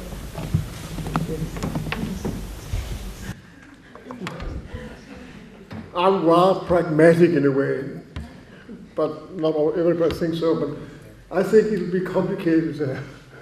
Money can be very useful, practical. So why should we get rid of it if we control it in a good way? I mean, just think about how would you organize a lot of things without money. Not easy. Yeah, I would tend to disagree with. I know what you're saying, but I would tend to disagree still with you're saying. These solutions are very theoretical, but I think some of these solutions, it's already happening. Like this idea of negative interest. We've already had negative interest rates in Denmark. We had that half a year ago. And also another thing that I was, when Charles, when you gave your banana example and said, well, it's sort of artificial that we have money which is capable of sustaining this value. And I'm wondering, now that you tend to say, well, the most secure asset in the whole world are American T-bonds, right? But it could be argued, well, maybe they're not. I mean, as the digits of this debt become more and more, maybe that's not. So maybe what you're arguing for is in fact already happening, or that we may very soon, or maybe that's already the case. There are no safe havens for where you can put your money. Gold isn't safe. T-bonds isn't safe. We have in Denmark. We have this. Well, I think you have that in English as well. It's as good as money in the bank, which sort of means it's really, really safe, and it just doesn't hold anymore. So that was to say that I don't think these solutions are necessarily theoretical. I think it's just a matter of grabbing some tendencies that are already there and then just, exacerbating them and directing them into the direction that we would want. Okay.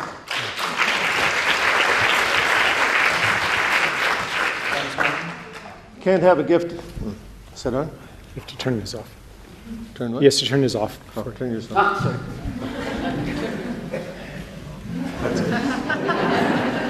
Can't have a gift. Well, let's say it's difficult to have a gift economy by yourself. How many of you want to have a gift economy? How many of you are willing to participate in a gift economy? See me afterwards.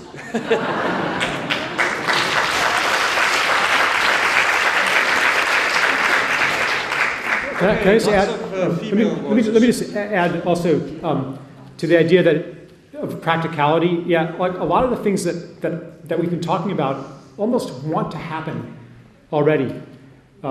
So I agree that it's very practical.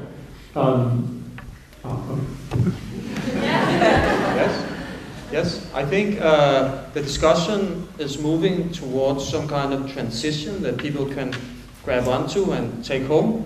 If we can put that into the questions also, what do we do from now? Because that's quite important. Until next conference. There's a girl up there. Yes. It's to Charles as well. How do you see the role of the cities in this context that we have been discussing? Because there is not really contact with nature. People are really far away from, from the source of the things they are buying, and the housing and the banking systems are also very, very strong in the city atmosphere. So, of course, there are many initiatives here and there, but like in the whole context of the city, I think we are still really far away. Maybe it is easier when one moves away to the countryside and tries to start an ecological community, but how do you see this transformation happening in the cities? Yeah, but there's something really beautiful about a city too. You know, the archetype of the city where there's so much energy and diversity.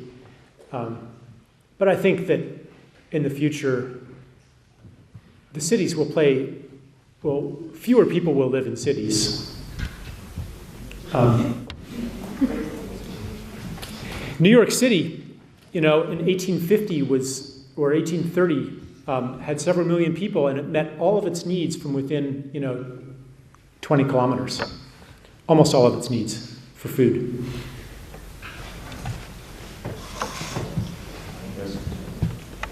I'm a forester, and I hate the idea of all of you running out into my forest and pushing down on the trees. I'm scaring all the animals away. Half of the population in the world is living in cities, and I would like them to stay there, dry up in front of their computer, in order to halve the population of people in the world. Is that a question?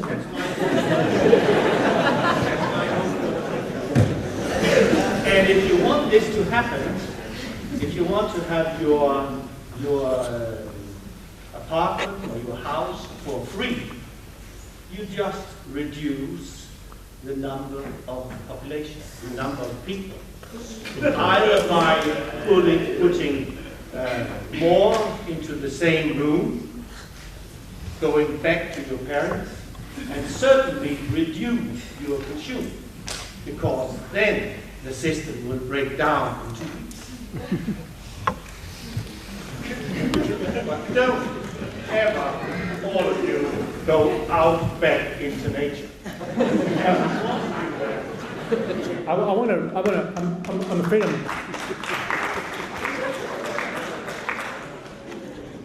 at the risk of dominating too much, I really want to respond to some of what's behind that. I don't think that we need to expand the total of cultivated land. We need to farm in a different way. We could actually shrink the amount of cultivated land and expand the forests if we practice permaculture in the right way.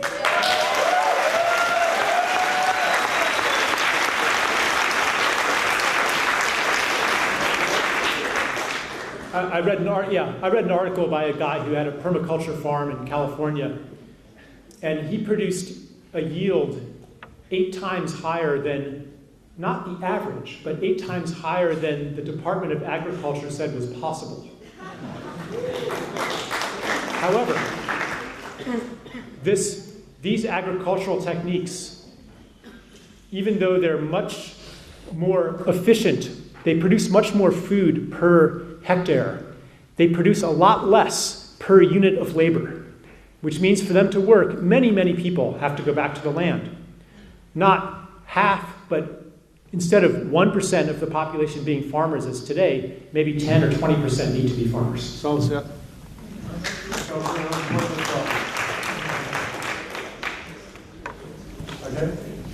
Yes, it's you. Yes.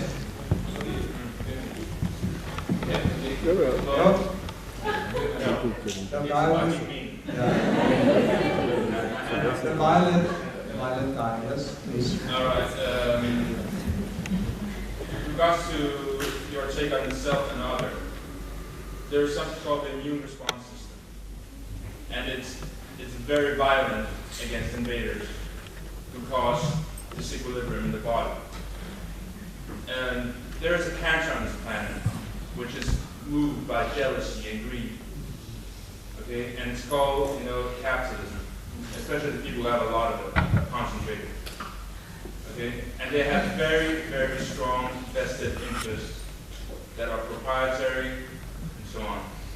And they have a lot of money, and they're not only going to give bananas out to people that are 1 billion euros, they're going to go give it to mercenaries. Okay, and they're going to do whatever they can do to protect this old narrative, which we also talk about. We are not only going to make a new narrative, we also have to work in transition and to protect this. And this calls for a different, calls for this aspect of tactics called anti-fascism. And I'd like to hear your take on that.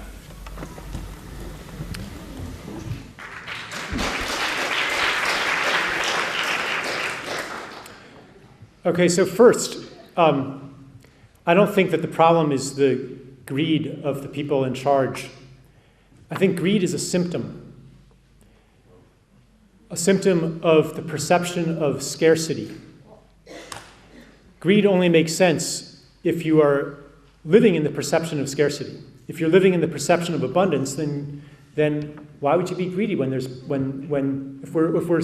if there's bananas all over the floor, hanging from the trees everywhere, and I'm here with my pile, preventing anybody else, but there are bananas everywhere, then greed doesn't make sense.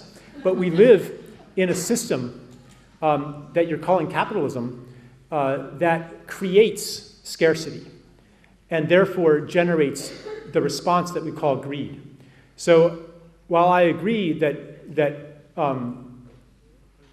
I can understand that why we would say that capitalism is a cancer on the planet, but I don't think that the fundamental problem underlying capitalism is greed. I think greed is part of the symptomology of capitalism. And it's also important to realize that this system is not working for the elites either. They are just as their lives are missing the things that truly make people happy. And I find that there's a growing recognition of that even among the elites. The ones that I talk to, at least,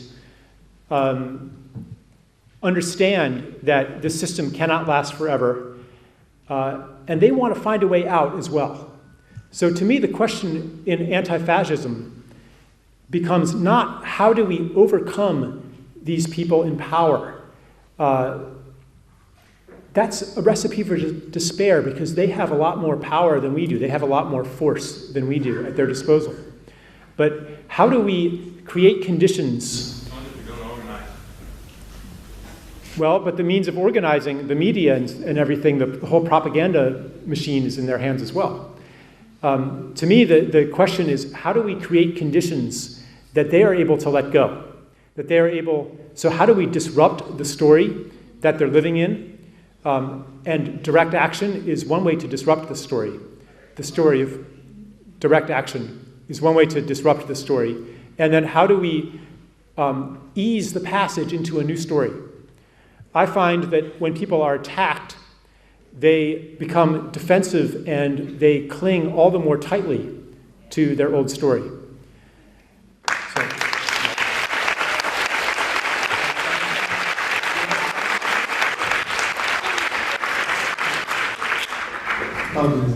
I usually agree with Charles on most everything, but on this point I'm going to disagree. Greed is actually a type of consciousness that develops from good. And it's we could say somewhat like a disease, because it does get worse and worse. It's not a matter of, in my opinion, a matter of scarcity. It's a matter that once one gets more, they want more. And we've seen many times in the past how much is enough. How far did Hitler go? How far did Napoleon go? How far did Genghis Khan go? They seem to want it all. So therefore, my response to this is that they're also spiritual beings. It's not that they're some monster or something like that. And they can also be healed. The nice thing about the mantra is the mantra lifts up everyone. And these people can also benefit by others chanting the mantra. So that's our panacea. And we encourage everyone to take that up.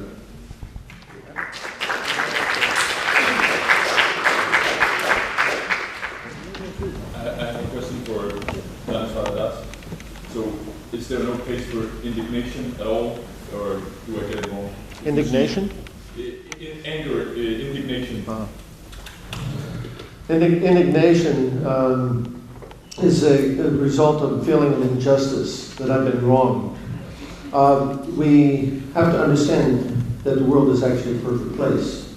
And if we understand the principle of karma, then we can understand that whatever wrong may seem to have been wrong to me, it wouldn't have happened if I didn't have it coming.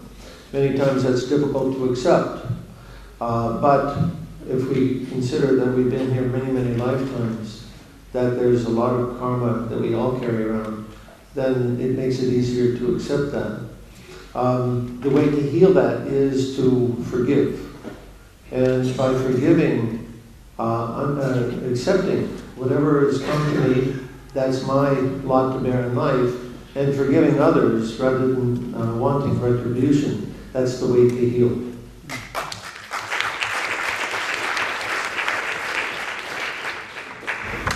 Question, Charles.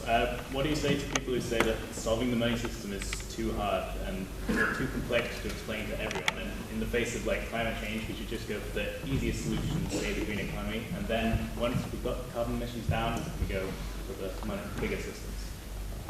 Please repeat the question. So the question was, and I think other people on the panel might have something to say about this too. Explaining to people the workings of the money system is too complex, or maybe you would even say it's too big a shift to make conceptually and systemically right now, so maybe we should just focus on the easy thing, which is green economy. I just think that what will happen in the name of green economy will actually end up being more of the same if we don't make deeper changes at the same time. We saw it happen with carbon trading. In the EU. When something gets made into a financial instrument, then usually nothing good happens. And the whole vocabulary of development, it ends up causing the same social inequality every time. I really do think it's time to move to a deeper level of change making. But probably the green economy is going to gain momentum no matter what I say. I completely agree, but there are people who say we need mass movement, so we need to have a simple message for people to latch onto. Can I? That's a comment from... Yeah, I just want to... I would turn it the other way around. I would say the reason why we should start with money is because that's the easy part. Solving the climate crisis is the hard part. That's going to take ages. And I want you to consider one thing. Charles touched upon this system where banks are capable of making money by issuing these loans. However, it's curious that even though banks make all this money, what they haven't made are currencies. I mean, right now, they're still using the national or supranational currencies like the euro or Danish crown or dollars or what have you. And that is a symptom that for this money-making machine to work, it has to tie into the political community. So there's like this, these currencies, they're interlinked with the political community. And I think right now there's, I think a lot of the despair that a lot of people have with our political system is that we have this perception, well, the politicians, they can't really control anything anyway, it's all the big corporations. However, there are some things about money which the politicians actually can control.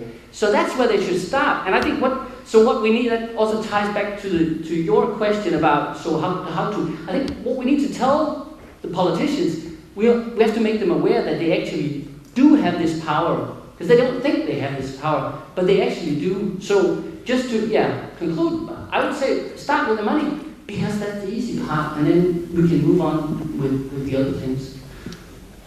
We're running out of time. I think maybe we have a question for Niels. If anyone has one, because yes. Well, I totally agree that the problem is in the system. The problem is money. The problem is capitalism. But how does this new way of thinking differ from socialism or even communism?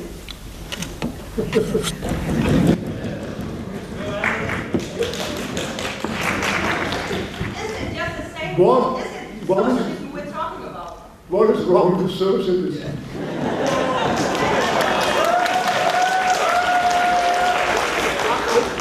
I don't like those generalities. I'm a socialist, but then use the word and say we want socialism. No more isms, no more dogmas, no more isms. I was a co-author of a book called Revolt from the Center, Oprør fra Midten. And we were mainly socialists, but we were very careful not to use the word, because it's misused and mishandled. And said, do you want to do like in Russia, understanding? I mean, the discussion is so primitive. So I am a socialist, but I don't say it loudly because I'm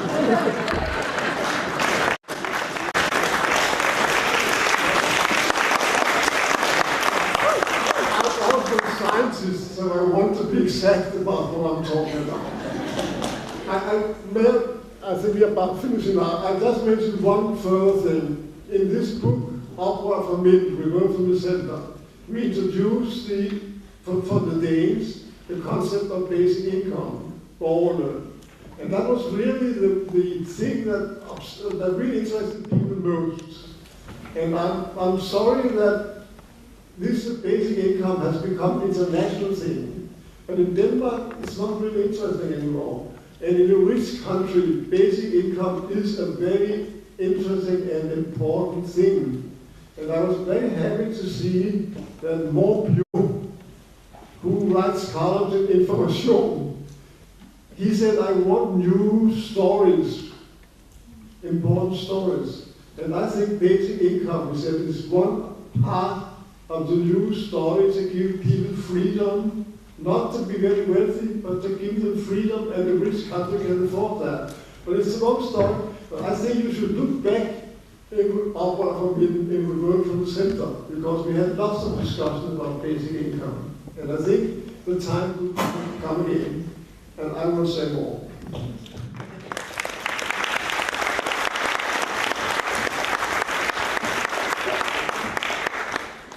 Basic income, yeah, that would certainly change the money system, the concept of what money is, maybe even give way for some gifts and talk about that because we are wrapping up now. Sorry. Talk about gifts. There will be a chance to donate to the organizers of this workshop. I think we should all observe the buckets outside and feel how we want to contribute. Do we want more conferences like this? It could be play an important part. I know I've not been a part of organizing it, but I know the organizers have spent in an area around 8,000 kroner of their own pockets. So I think we should.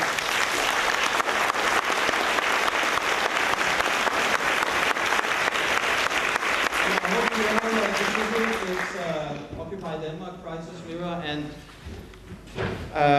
CBS Sustainability something platform. Yeah.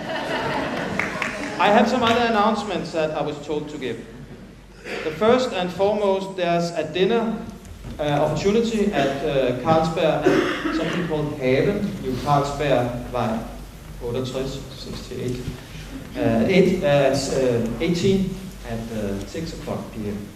And I was asked, could you raise your hands if you want to come, so the organizers have an idea how many tables they're going to reserve. What is it? What is it? It's a dinner opportunity. A meeting.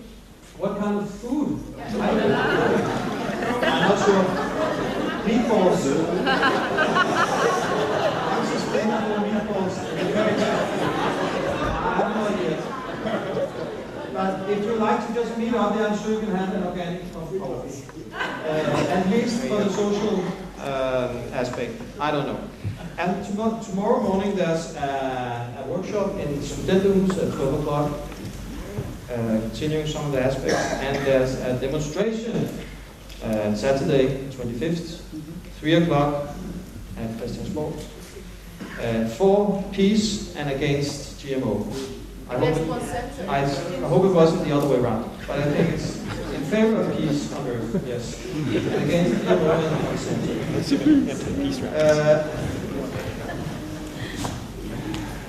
I get everything you said from asking us to dinner where.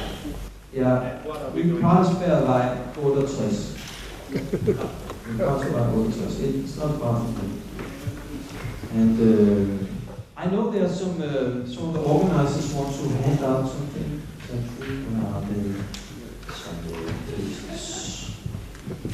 Yes, we have the gifted lady. A microphone, yes.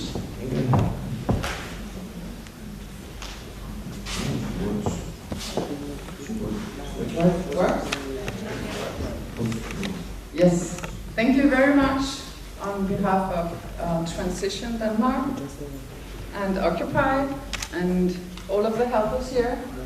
And of course we wish to give you a small token for your enormous gift, which is this, you are here for free. And we do appreciate it, don't we not?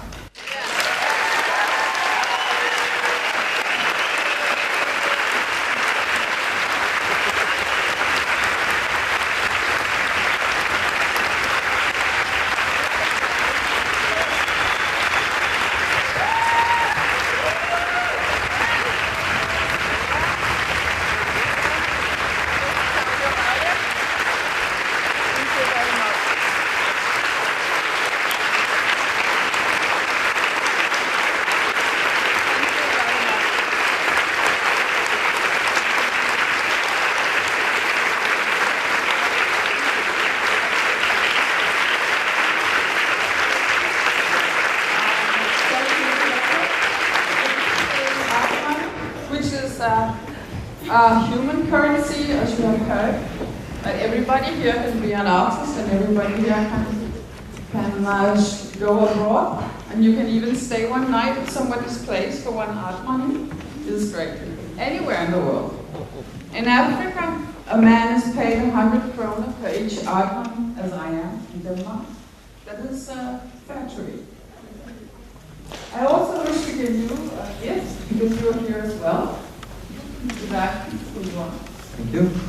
And I ran out of pocket money, but I give you mine. Thank you very much.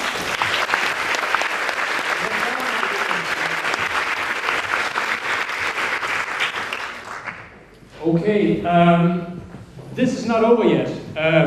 Although we heard some wonderful inspiration from you guys, I guess you and you and you and you have some ideas. I certainly have some ideas I really want to share with some of you. And we have the possibility tomorrow, where there's going to be a workshop at Studenterhuset. And what time was that again? 12. 12 o'clock, that's right. I would also like to say that there is a bicycle expedition that would leave in about 15-20 minutes, would be led by, where are you? Over there. So follow that lady outside, and there will be a horde of bikes going to the restaurant. Is there anything more that Occupy would like to say about tomorrow, the program? Who's coming tomorrow? Who is coming tomorrow? Who would like to share your ideas? Yes. Beautiful. Okay, see you tomorrow then. Who do we have there? Who's holding the well, I must ask, and Ross Jackson is coming by. It's going to be really. And you're so fortunate that Ross Jackson.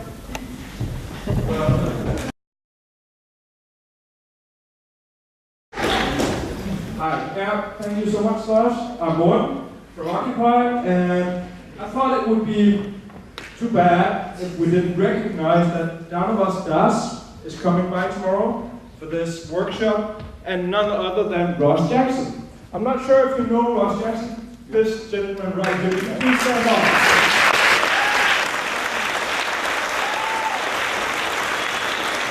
Ross Jackson is one of the founders of Ecological, and he's behind Bank as well.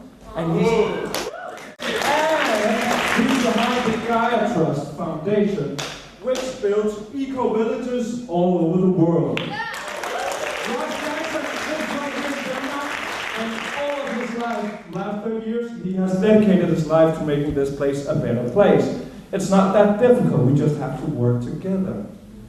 So come by tomorrow at 12 o'clock at Studenterhuset. We've got room for a couple of hundred people, and it's going to be really nice. And of course, come by New Carlsberg here in an hour or so we can socialize and have a good time. It's not so we can fix the world. I would like to drink a cold beer with some of you and have a good time. And Ross Jackson has a few words. Bye. Okay. Just briefly, I just want to say, if you're interested in continuing the same kind of discussion tomorrow, that's what I'd like to do. We'll be dealing with a number of global economic and political issues, and not least some concrete solutions.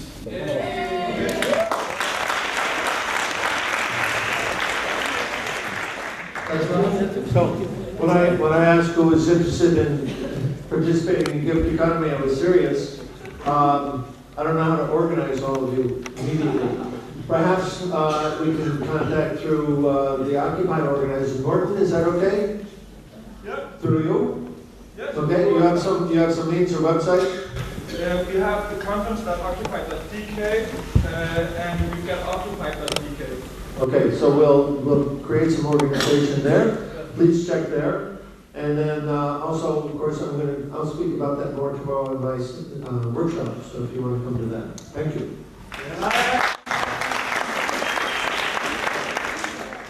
The demonstration this Saturday is very important. It is against Monsanto, who is doing all the things that those guys are trying to work for, trying to inspire us to. They're doing the opposite. Maybe they're not evil, I can't say. Maybe they're not just like having a very low level of consciousness. But this is so important that we come and show that we have a higher level of consciousness. They are contending life now. They are spreading gene-modified organisms all over the world. And when they do that, they can go into your piece of field and say, that's ours. Take the money. This is the same company who created Agent Orange in Vietnam. Please come and let us show them from our heart that we will love them. Okay.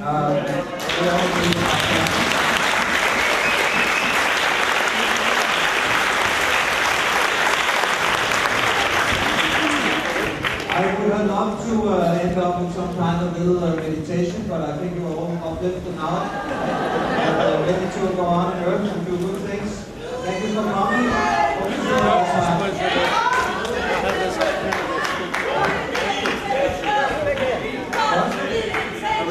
Okay, well, let the people leave that wants to give and have any hurry, and then we can finally keep it up.